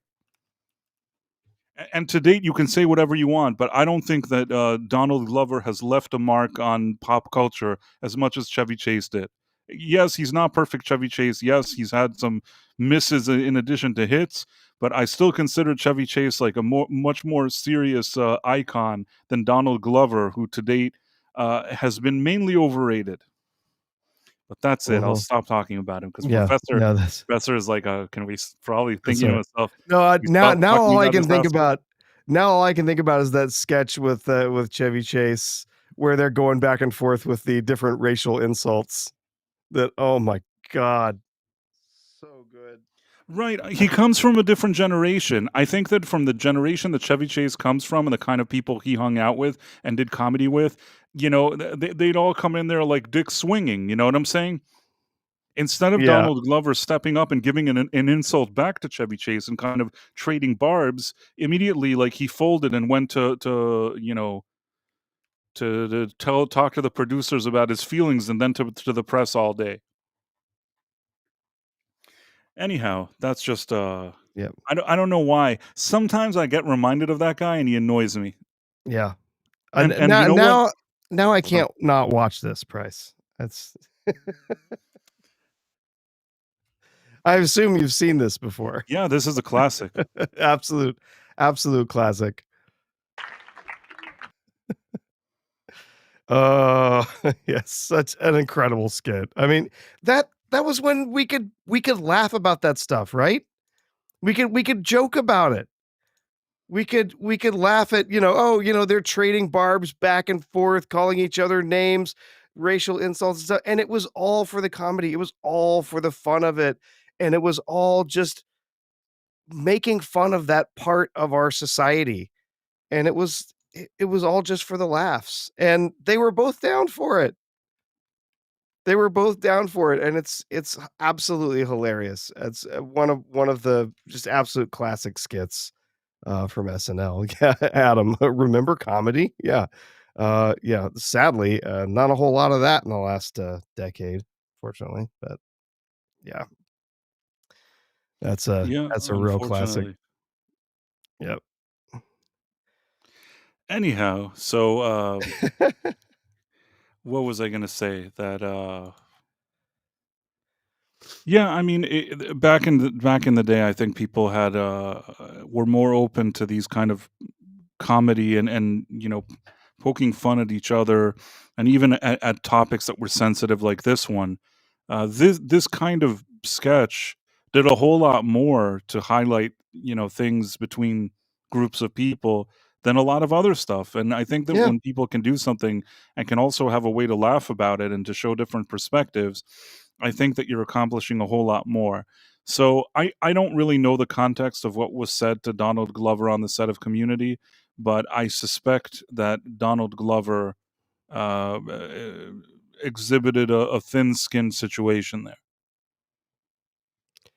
yeah, I would imagine so, yeah. That fragile, "Oh, you hurt my feelings, so, now, you have to, your career has to end. Your life has to come to a halt because you said something and it hurt my fifis. And so, yeah, Tim Hayes says Chevy Chase was a regular during the first season but got fired after that. From what I remember, I think Chevy Chase left SNL because he had movie roles and he thought he was bigger than the show or whatever it was. He did get some movie roles, but I don't know if it was good that he left so soon, but I don't know that it was necessarily fired as much as he thought that he was getting big and he didn't want to lose opportunities. You can decide if you think that's good or not, but yeah, he did have yeah. some It was. movies. I I mean, think there was a combination of both. There were some frustrations with his behavior on set, oh, I'm and sure. I'm sure. his Listen, he was somebody he's always been someone who's hard to work with. he's Always. difficult. I don't think that I was never implying that whatever Donald Glover said that like if he would have gone out and said, "Hey, that guy was difficult. I couldn't work with him. I hate working with difficult people." We wouldn't have this conversation now. It's the fact that he went and he said, "Oh no, look at this Istanphobe and look at him." And it wasn't just that he was like fired from the show, but then like the press, it was like one of the early cancellations, if you get what I'm saying. Yes. There is a difference between saying this guy's an asshole and I don't enjoy working with him to saying this guy's like, istophobic asshole and I don't like working with him. Let's cancel him. Those are two very different things.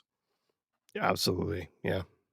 I mean, there's plenty of actors that are assholes, and it doesn't matter. There's people with different ethnicities and different backgrounds and different genders, and there are assholes all across the board. There's no shortage of assholes in the acting world or whatever you want to call it.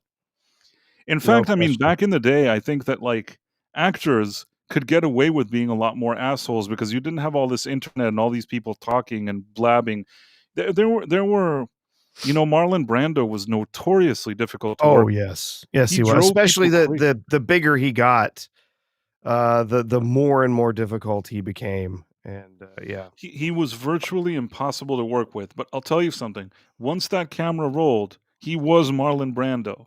Eh, Mhm. Maybe when the camera wasn't rolling, he drove everybody crazy and they all hated him, but when the camera rolled, he was Marlon Brando.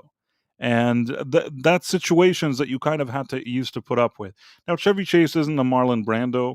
I'm not saying that, I'm also not saying that in our day and age you can get away with just acting however you want. And maybe he behaved inappropriately, but I still think that whatever he got wasn't like a measured response. Yeah, yeah. Oh god. Brando was so immensely talented, but yeah, he just his ego got the better of him. Later in life, he became so hard to work with. But yes, I mean, you look at films like On the Waterfront, Godfather. I mean, I could have been a always. contender. Oh yeah, God, I love that movie. Yeah, that one's a classic. Especially that last scene. That's Yeah, that he just confronts incredible. him. Yeah, it's great. I Yeah, I like that movie. yeah, It's filmed not so far from where I live. yeah. Uh, so Mars Monkey Max says, "I'm sorry, but I don't understand how he has an acting career without being related to Danny." Well, the part of the irony of this whole situation is that initially, when a show like Community got going, in order to get going, you needed some names that people knew who they were. Actually, adding Chevy Chase probably in some kind of indirect way actually helped Donald Glover. Maybe Mhm, not season 5 Donald Glover, but season 1 Donald Glover, having Chevy Chase around there was actually considered like a badge of honor for the production, even if he was difficult. It's mhm. probably why they asked him to be there. Meaning, I'm sure that they knew he was difficult, but when you're trying to get a network to pick up a show and you're like, "Hey, we have a ensemble cast here. You also have Chevy Chase." That is a name. That's something. You know what I mean? If you have a show now and there's an ensemble cast and one of your actors is Chevy Chase, for a comedy, it's better than not having him. I don't know if today, but also think we're talking about when was Community? What year did it start? Community. Oh gosh.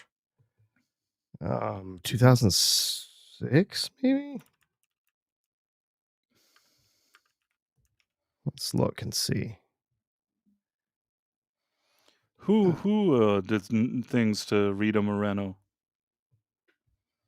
I don't know if they're talking about Brando. 2009. It started in 2009. So yeah. So yeah, we're talking already. I mean, he's older now, Chevy Chase, but in 2009, that was still a window of time where you say you have him in the show. It probably helped that thing get picked up. Mhm. I can tell you a story about myself. I can't believe I'm doing this. I once had something where I was involved in some project, and I tried talking to directors and to producers and to actors. And you know what usually happened? If I went to the production company and said, "Hey, this is such a great project," they said, "Okay, what actor do you have attached to it?" So I said, "Okay, let me work on that." Then I'd go to an actor, and the actor would say, "Hey, what production company do you have attached to that?" And I'd say, I don't know. And then I'd go to a director and I'd say, hey, maybe you want to work with me on this and then we can see what happens. So he'd say, oh, who's the production actor and who's the actor that are involved in it? And I'm not making this up. Like, it's just like a merry-go-round. You just go from person to person. Oh At the no, end, yeah, it's just passing the buck. Yeah. It's passing the buck, but they're saying something that's true. If I would have walked into their office and said, "Hey, I have this screenplay and Brad Pitt is attached to the screenplay. He wants to do this." Trust me when I tell you that those people, like, their ears would perk up and they'd want to know what this project is.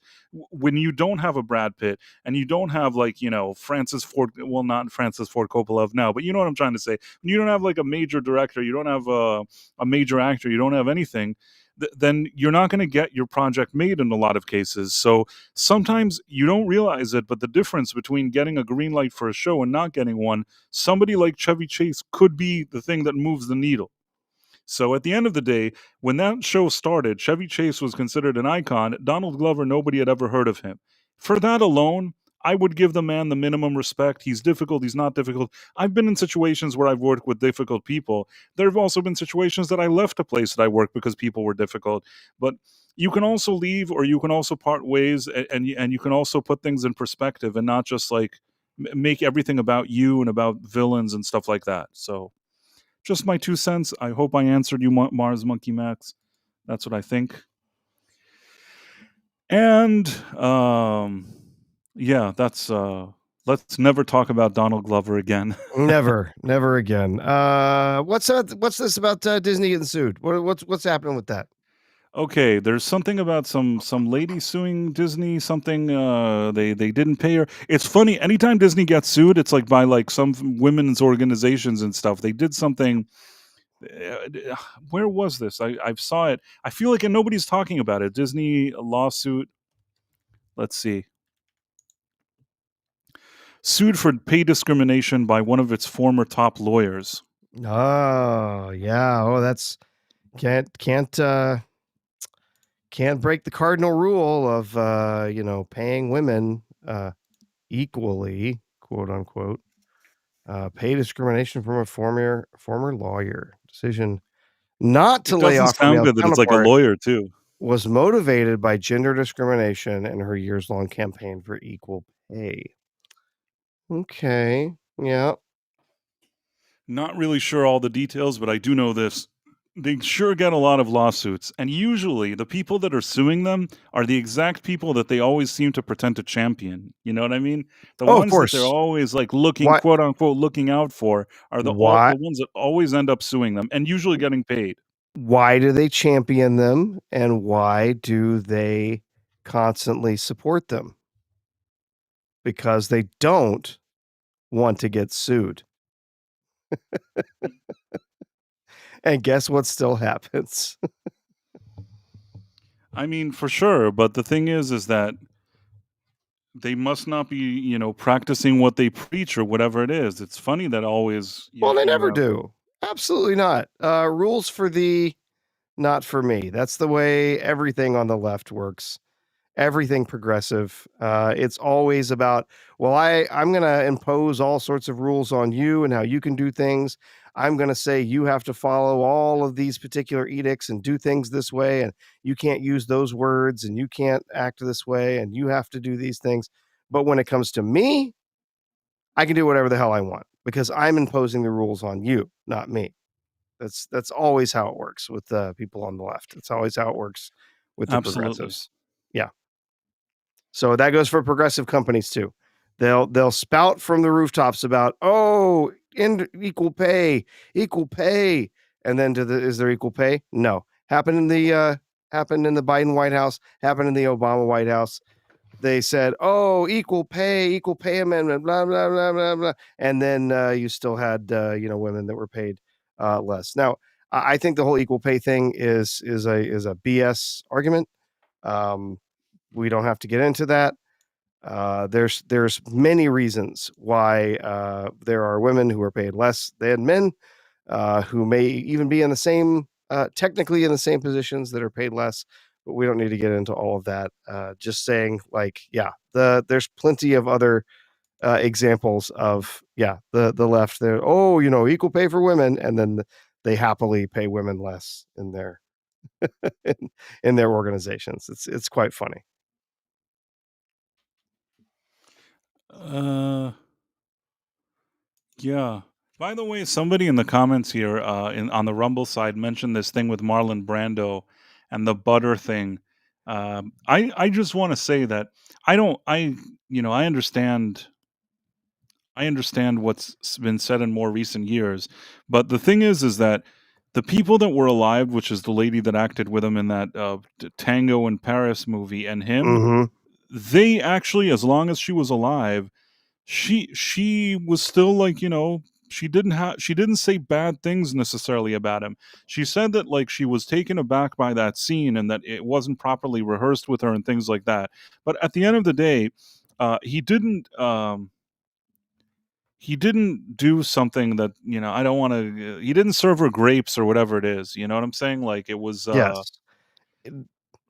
I Yes, don't. it was perhaps a little too close to method, and some people got upset with it, and so, yeah, they didn't It may have people been were too upset close to about that. method, but the truth is that that scene was a naughty scene. It's not like it was Yeah, a scene that they're both in a library talking about an equation, and then suddenly, like, he removed her clothing and was doing naughty things. The scene itself was naughty. Maybe in her opinion, he was behaving more naughty than she had anticipated or something like that.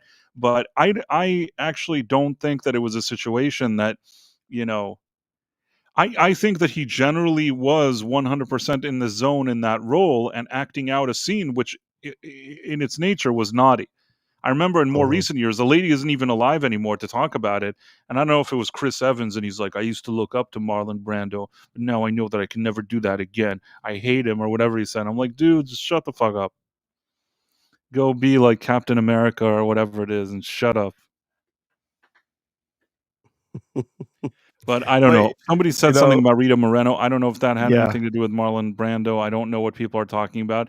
Maybe he wasn't a good guy. Maybe he was. I just have no idea. I know he was difficult for sure, but Yes, yeah. I also know he did tend to be very method in his acting. You know, he would go very, very deep into his characters. My favorite rumor about him, given his method acting, there's no evidence this ever happened, but it's an industry inside joke, I guess.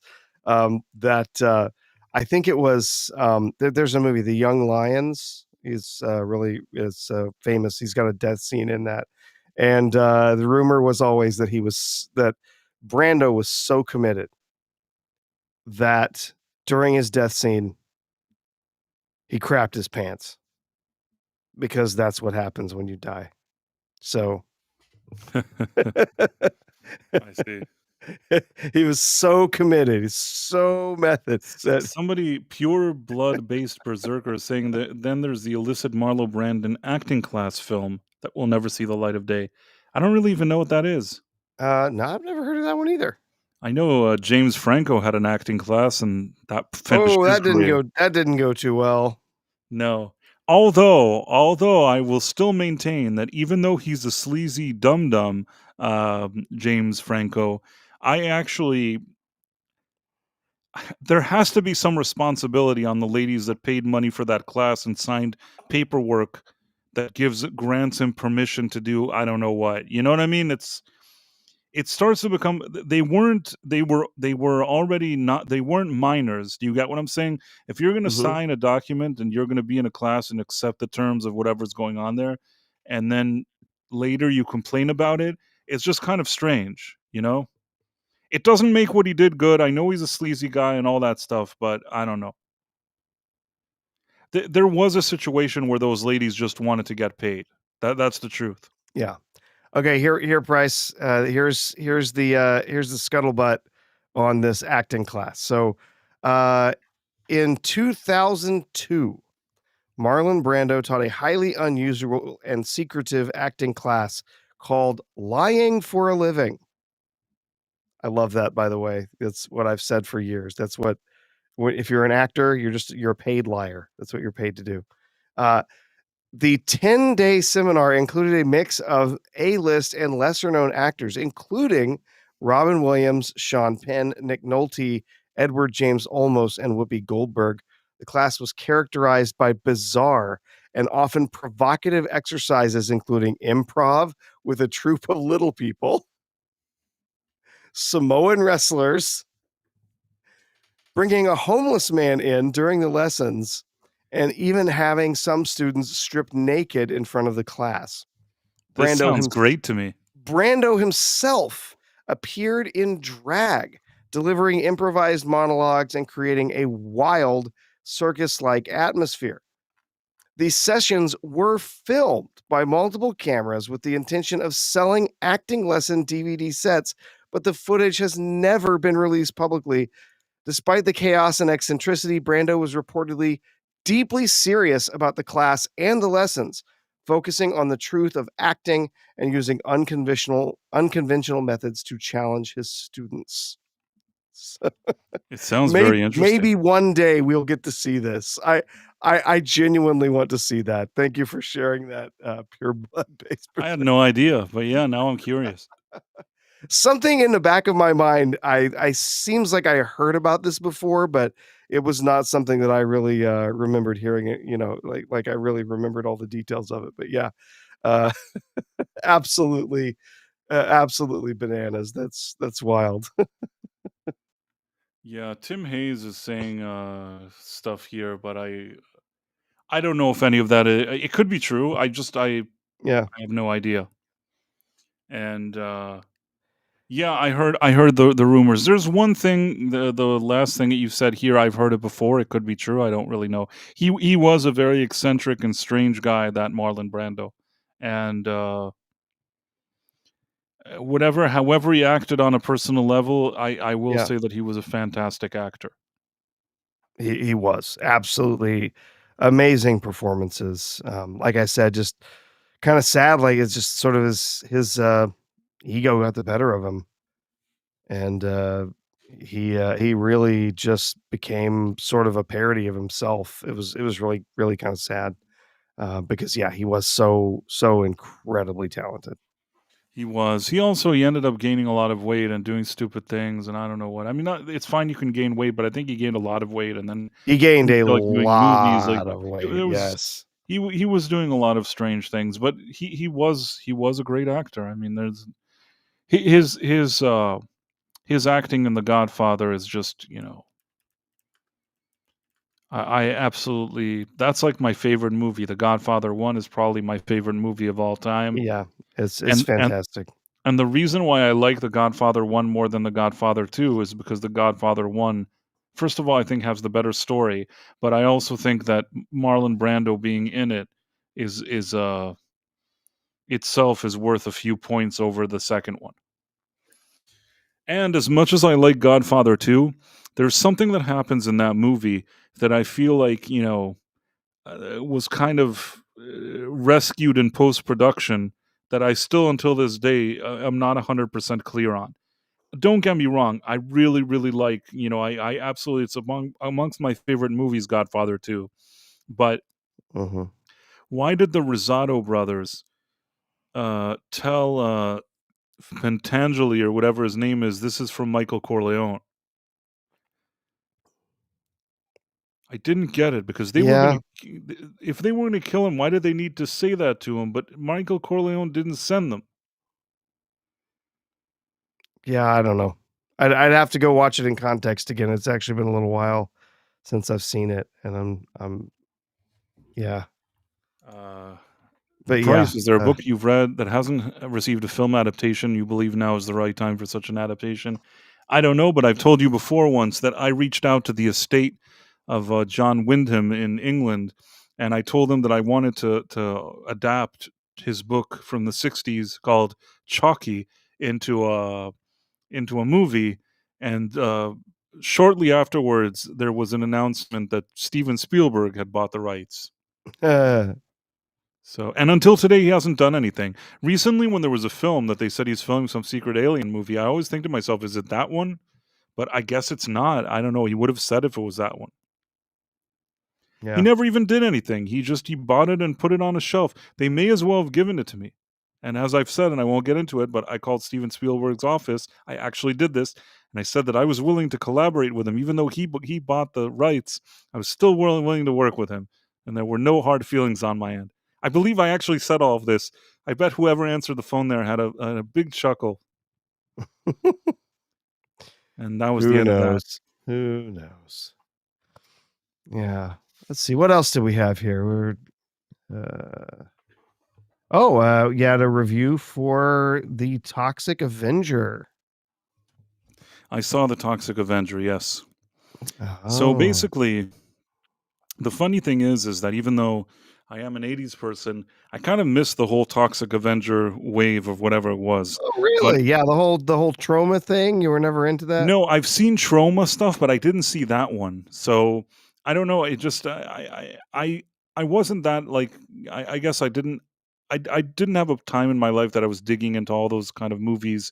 It sort of just came and went, and I didn't really I wasn't very knowledgeable, but then I did actually watch at some point the Toxic Avenger, so I knew what it was, and even though we're not in the '80s now, I could appreciate that it's this kind of cult film.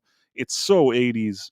It couldn't be more '80s. It's like it's a product of its time. It's a cult movie, and it's one of those so bad it's good type of movies.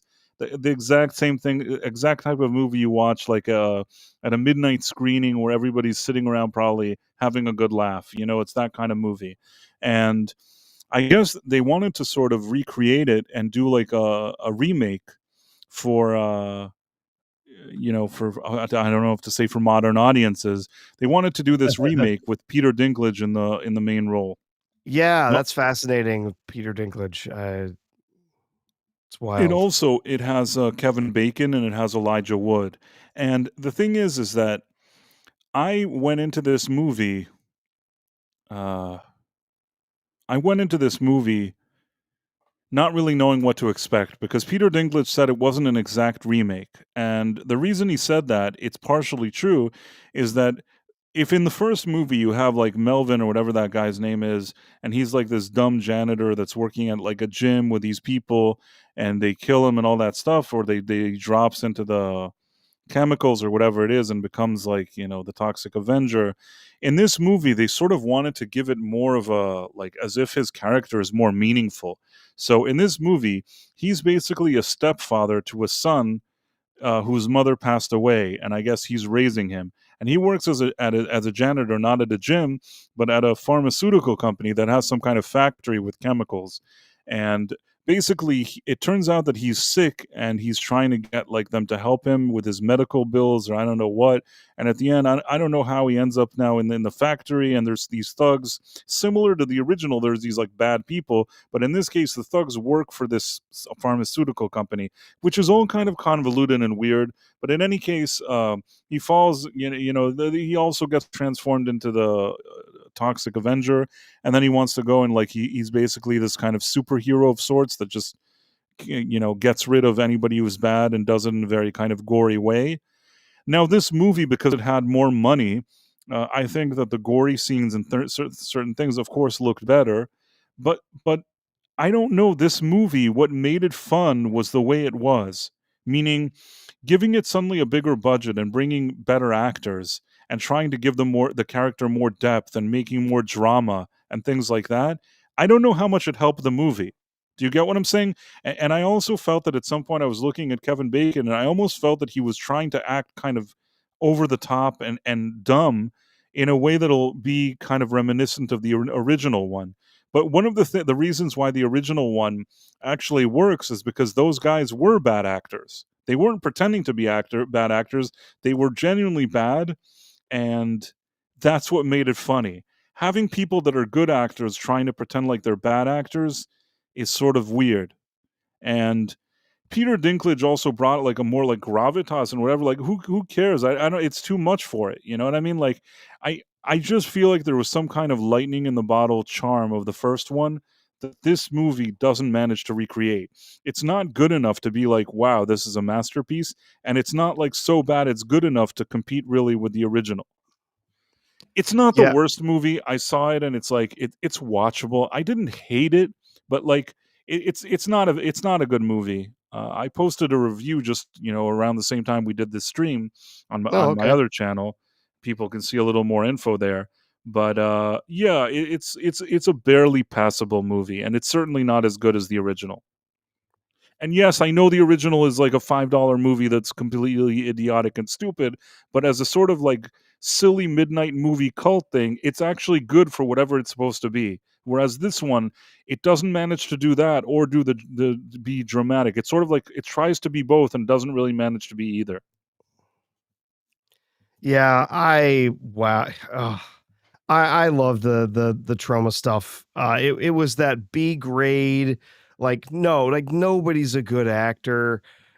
Everyone is just like they've been on set for one day. Nobody has any lines or scripts or anything like that except for the main characters. And it's just sort of thrown together, but it's fun. They're having fun with it. It's ridiculous. It's over the top, and it worked for the time. It worked for those films, and yeah, you end up with stuff like Toxic Avenger. You end up with things like Class of Nukem High, Surf Nazis Must Die. Uh, they go even further as they get further into their stuff, where they did like Sergeant Kabuki Man, and just things get even more ridiculous from there. They started getting into doing a lot of different, just focusing in on sequels to previous stuff that they made, and a lot of it started to fall apart. But yeah, I mean, they just had they would just pour out these. films that they put, yeah, like you said, they put $5 into them, right? They they hired a bunch of people that didn't have any kind of acting history, didn't have any kind of, gravitas or, any kind of draw, and they made ridiculous films. And that was what was so fantastic about them, is they went out and they made something absurd. The popularity of Toxic Avenger, though, in the 1980s just blew me away. I couldn't believe, like, how it got so popular. You had people, were doing, like, early cosplays and stuff of the character, and then it became a Saturday morning cartoon show. Price. Like, wow. Uh, Crazy. Someone mentioned Surf Nazi. Yeah, Surf Nazis Must Die. It's actually one of the earliest. I think Toxic Avenger was the first trauma film I ever saw, back in, the days of USA Up All Night. That was where I saw most of these, and then Surf Nazis Must Die, was, oh my gosh, yeah, some, who's, Sally Hamster said, a trauma classic, yes. It is, just completely over the top crazy and an absolute classic. I think probably the second, trauma film I ever saw, and there's a whole bunch of other ones in there too, that are just wild, just insane films, and that's what they were known for. That's what, Lloyd Kaufman, he made these just insane, I mean, there's no other way to say it, just batshit crazy films, and that's what he was known for, and it was great. Yeah. Oh, Yeah, yeah. I am, I can't there's a movie which I think is a trauma movie, but I don't remember the name of it, and it's really dumb. I think it was a trauma movie. Yeah. In any case, it had a guy that was like his name was Danton or something, Mhm. and it's like an action movie, but it's like the cheapest action movie ever made. Mhm. I remember once not really knowing much about it as like a teenager, I ran into it. I think it was a trauma movie. It was so bad, and I found myself just hysterically laughing. Like that's what those movies do. If I'm not mistaken, maybe it's not trauma, it's something else. But for some reason, I thought it was trauma. But what do I know? In any case, another thing is that I've read articles that the original crew of the Toxic Avenger, like the original one, they put like 15 people from the cast and crew in one hotel room, Mhm. and apparently, there was a lot of partying, meaning Mm, like they used to party a lot, and it's yes. the 80s, so you And there understand that was there was Bolivian marching powder involved. yes, they had Yes. a lot of Yeah. sugar, packets of sugar flying around there. And you know what? You can say whatever you want, but if nothing else, you could tell that those movies have people having fun. Yeah. Those are They're people, they're it's just like one big binge of a party that also happens to be filmed as a movie, and you could tell that there's a lot of people having a lot of fun on this movie. And you know what? That fun, even though they're not good actors and even though it's all cheap and stupid, the idea of people getting together, being like fueled by recreational activities to make some movie while they're like peak of having fun and partying, there's something about it that shines through the product, even if the product is stupid. Do you get what I mean? yeah. Yeah, I know what you mean. I mean, to a lesser extent, you have something like the movie Halloween, John Carpenter. That movie was a very, very shoestring situation with John Carpenter basically rounding up his friends and making a movie.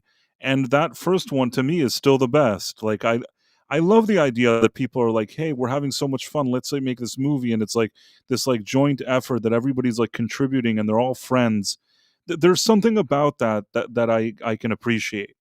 It feels that way when you watch the movie. I don't know how to explain it, but many times when there's a good vibe and a good team of people working on something for all the right reasons and not necessarily thinking, "Oh, we're making millions on this." They're just like, "Oh, we're spending the summer doing this thing. This is super fun." A lot of times you get something good from that. Yep. We don't have that kind of stuff today. Oh, Today also, the no. other thing is I wanna say in this new, Toxic, Avenger movie, I wanna say that I also feel like they wanted to play it safe in certain parts. Like, the original movie, there were things that were very raunchy, happening there. I feel like they toned down the raunchy thing very much. Like all the naked ladies and more things like that, all of that is gone. And he doesn't have the situation where he's like falling in love with a lady. Instead of that, he has the kid that he's trying to be cool with or whatever it is. So they kind of diverted away from that whole idea. In the original movie, there's this blind lady, and then that's why she doesn't know what he looks like, but he like is in a relationship with her, and of course it's very exploitative and very naughty and raunchy and whatever it is. None of that happens here in this movie. And then in addition to that, I mean, there's a scene that sort of mirrors, there's a scene in the original that they're at a restaurant, and there's a guy here there who's diverse, who implies that he wants to do naughty things to this lady who's blind at the restaurant. So here it was sort of like they reversed it. The lady who was blind was diverse, and the guy doing bad things was, I mean, there were a few different guys, but I think that they didn't have a guy like that there. Do you understand what I mean? They Mhm, eliminated the thing to show mhm. that there was a diverse person doing something bad, and the quote unquote victim became a diverse person. It seems like a minor detail, but I just thought to myself, why, why was all of this needed, anyways? Yep. So there's that, and couldn't help but feel maybe a little bit of the thing with medical expenses and all that stuff. I'm not saying, I won't go as far as saying it was like woke, but it feels like the people that are involved in this now, they're not. This isn't a party with marching powder or whatever you were saying, where everybody's doing like crazy stuff together and having fun. That's not the vibe I got from this movie, Mhm. and I suppose that's Yeah. what's missing from it. So you don't have that. You have a lot of stuff that's different. Plus, there were other things, I can't remember it all now, but there were things in the original movie that are just like bonkers and so unapologetic and so non-politically correct. Oh, And absolutely, yeah. this That's new movie steers away from some of those things. So it on one hand wants to be like cool, like edgy, like the original. Then it steers away from anything controversial. Then it adds like gravitas to make it more dramatic beats, but it also wants like real actors to act stupid. Somehow the whole thing isn't great. With all that being said, I've seen worse movies. I was still able to sit and watch it as sort of something of a tribute to the original, but it just doesn't deliver the final product the way it should. well, that's unfortunate, but I suppose kind of predictable. That's, Uh, that's the environment in Hollywood now, right? Could can you make a trauma movie that's this bonkers, ridiculous movie that is kind of uh, exploitative and has all sorts of wild stuff in it? No, you can't do that anymore because your actors are going to complain. They're going to say, "No, that's not okay. You can't do that. Why do we need a topless woman in this scene? That's you're exploiting her." Oh, let's get the intimacy coordinator in here. It's like, yeah, no thanks. yeah, I agree. It's just they've ruined all the fun out of everything. They've taken the fun out of everything. I haven't seen Primitive War. It's not playing next to me. Where does one see Primitive War? Well, it's only right now. It's in limited release through a Fathom Events, and so yeah, I don't have it here either. It's not playing anywhere here either, because Fathom Events, not every theater, even the chain theaters like AMC, they leave it up to the theater manager if they bring in any of those Fathom Events or don't. And so the yeah, even though we've got plenty of screens in my local multiplex, but yeah, they only will pick and choose certain Fathom events that they'll put, and that's not one that they brought in locally. So I it's guess I not one I've missed had a it. I don't chance know to where I see. find it. It was like a very Yeah, limited thing. yeah, it's super limited release. So they were only in like I think like 600 screens or something. But I've heard that it's fun, that it's kind of absurd, it's ridiculous, it's a dinosaur, like Jurassic World kind of thing happening during Vietnam, I guess is the idea. But, I've not gotten to see it, it's not playing nearby, so Well, I haven't seen it either, so don't know what to say. Maybe I'll try to find a way to see it, but I haven't seen it. yeah. What else did we have? What was our last topic? Our last topic was gamer subs targeted. Oh, yes, I saw something about this. I'll have to be legit honest, I had never heard of gamer subs before. Haven't heard of them either. So, Gamer Supps is, this energy drink thing, that, appeals to gamers or whatever, but it's also they're very sort of open, free speech, kind of thing, like, let's, everyone can have their opinions, everyone can say their things and kinda get crazy, and so apparently they were targeted with a bomb threat at a gaming convention. So let me see. I saw a post here about it. Um,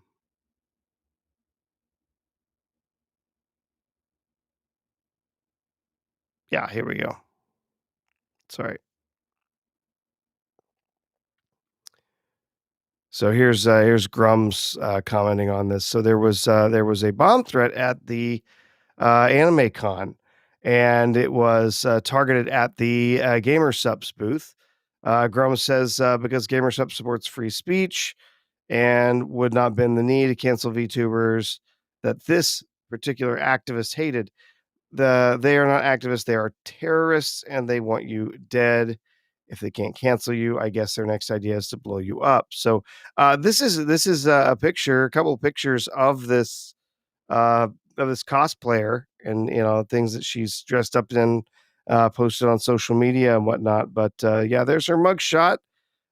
Social media influencer faces felony charge for bomb threat at Japan Anime and Gaming Convention. So that's God, these people, and the thing is, they're encouraged in it too, right?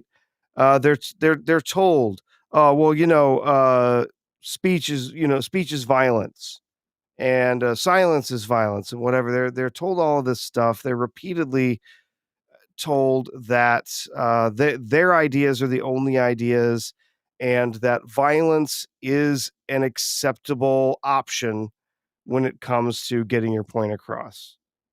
And well, here you go.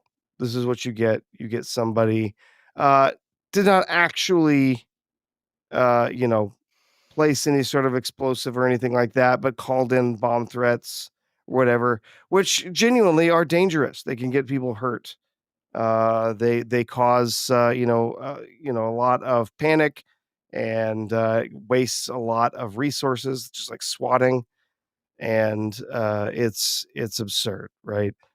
So yeah, this is what you get. You get a ridiculous person who thinks that their ideas are the only ideas that can be allowed, and she's going to start making threats and pushing people around so that she can do the best job she can at canceling them. And of course, people like this, they never think through the consequences of their actions. And yep, she was of course caught, and she will face very serious charges for calling in a bomb threat, likely prison time. So yeah, Yeah, that's not kind of thing you want to play around with. no, not at all, not at all. And for what? For what? Because she didn't like this company, because they didn't cancel people that she wanted them to cancel. It's uh Yeah, Isfo said, yeah, she might plead it down. It all depends on the judge. It all depends on the lawyers that she gets. But yeah, it is a felony, and if it is her first offense, maybe she doesn't get jail time. But yeah, she'll face some serious consequences from this. She's not walking away. Yeah. But yeah, it's interesting. Yeah. Remember what could be hiding behind all of that makeup. Yep. Yeah, that's true. She looks like a Yep. weirdo. Yep.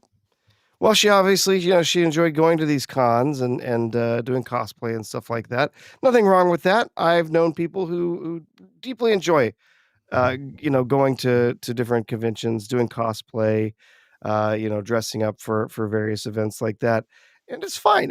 For them, it's a hobby. They like making the clothes. They like playing with the makeup and playing with the hair and doing wild things. Or the guy that I knew that was into it. He liked sort of making the armor outfits and making chainmail and stuff like that that he would wear to conventions and he would wear to uh, sort of like Ren fairs and stuff as well.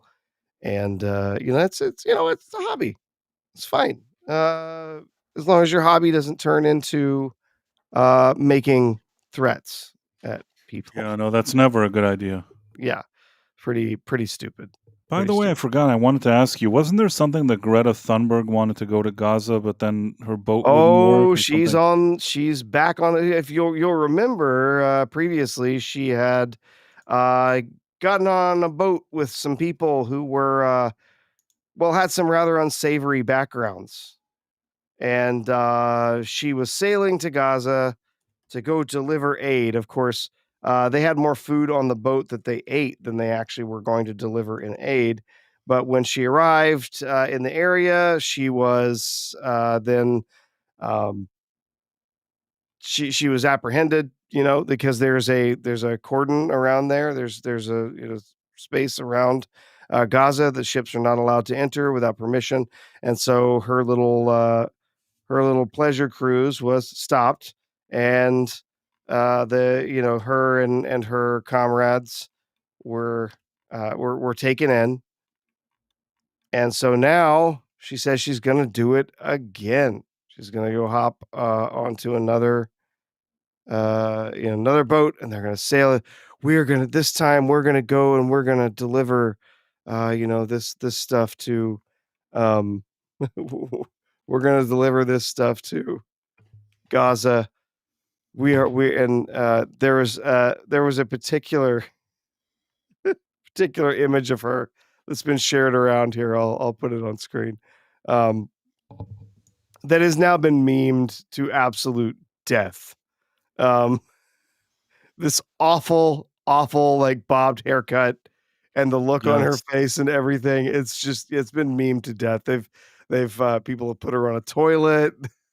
They've He-Man, yeah, there's also posted a lot stuff of on Lord there about. Farquaad and a Yeah. Oh, He-Man yeah. Oh, haircut. yeah. Here you go. Yeah, we've got some Lord Farquaad pictures to go along with it. Um, yeah. I mean, honestly, it looks like she just crapped her pants. My favorite version of this meme is it shows her that it just says the meme at the bottom says, "And never trust a fart." Never trust a fart. Yeah, yeah. There you go. There's a He-Man version. But somebody Um, did, like, an animation of the He-Man one, and I can't find it. I don't know how I didn't bookmark it. There was something with, like, somebody actually turned that thing into, like, a He-Man. I don't know if it's through AI or whatever it is, but let they me made, see. like, a cartoon of her as He-Man, and it was kinda funny.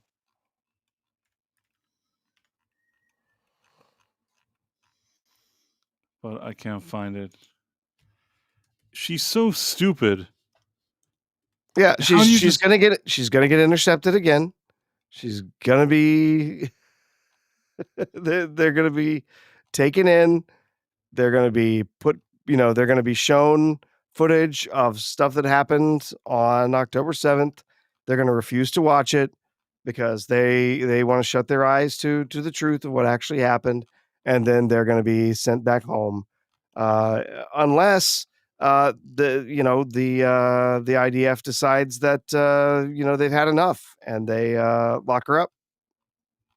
So, I think that they'll probably think she's more of a headache than she's worth. They'll try to send her back as soon. That's what I think they'll do. Although between you and me, how many times can she just continue to come there and annoy people? yeah, I don't know exactly. how much they're willing to tolerate. But yeah, I just the He-Man action figure of I can't believe I uh, can't find the yeah. animation. There was an animation with her, and I can't find it. Oh, But well. yeah, once again, yeah, joining another. Someone says there's a flotilla. I don't know, multiple ships, whatever. Doesn't matter. The IDF is going to But intercept then she them. couldn't go on it, right? There was something wrong with the boat, so now is she still going? What's Uh, yeah, I don't know. Honestly, I kind of feel like let her go into Gaza and get herself mistreated and see I how mean, that if she works. loves it so much, she can go there, but I See think how she's that works sleeping. out. But yeah, that's kind of mean spirited to say that. I don't like to wish people ill, even people that I No, do. even if it's her, I don't wish Even people anybody that I ill, don't but like. she's stupid and But she's a yeah, dum-dum for sure. yeah, she's quite the twit. Oh boy, yeah. Well, we got But, anything else, Price? Are we ready to say our goodbyes and shout out some people in our audience here? yeah, we can do some shout outs, yeah. Okay, give me just a second I to was pull still that looking for that He-Man together. thing. I don't know why I can't Yeah, find it. keep looking. We got a little time. I'll get together our little farewell list here for this evening.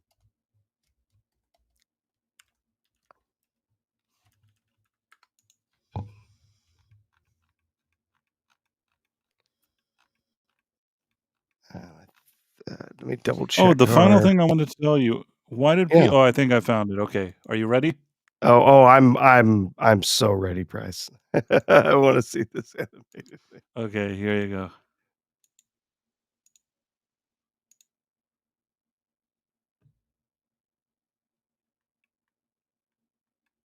I used to be small and cute, and everyone listened to me. Now I'm fat and ugly, and nobody listens to me anymore. So I'm going to Gaza. Don't try to stop me, okay? Bye bye. I used to be small and Oh goodness. I thought that was Uh, pretty well done, yeah, that's even not if it's bad. AI or whatever it Not is. not bad. Not bad. Okay. It's Oh, still there was oh another yeah. thing. They kept saying that Trump was unhealthy and he couldn't speak or couldn't do anything Oh, again. it's all this stuff. He's got a bruise on his hand. And then Tim Walz went out as if he doesn't have enough to worry about in his own state. Goes out and starts saying things like, "Oh, keep hoping I'm going to wake up every day and I'm going to see that tweet that tells me that Trump's not with us anymore." And laughing to a crowd about yeah, wishing Trump was dead. Yeah, it's real, very classy, Tim Walz. Absolute He seems fan. like such a Is weirdo, that Waltz guy. That was God, such a strange ticket. Kamala God. and Waltz has to be like one of the worst tickets ever. He is just awful. Just absolutely awful. Let's see here. So we had over on Rumble, we had some people watching. We're not part of the chat, but over in the chat with us, we had Istphobos, Empress NM, Elizabeth Quince, Tim Hayes, Cool Mikey, Sal the Hamster, Pure Blood, Base Berserker, Double R Star, and Dude Bro Seth 420. I'm pretty sure I saw everybody here, but if I missed you, sorry. And you know what? For those of you hanging out with us and either watching it later or just lurking, we're still glad you're here. Make sure you're leaving a like, subscribe if you're interested and want to hear more from the channel in the future.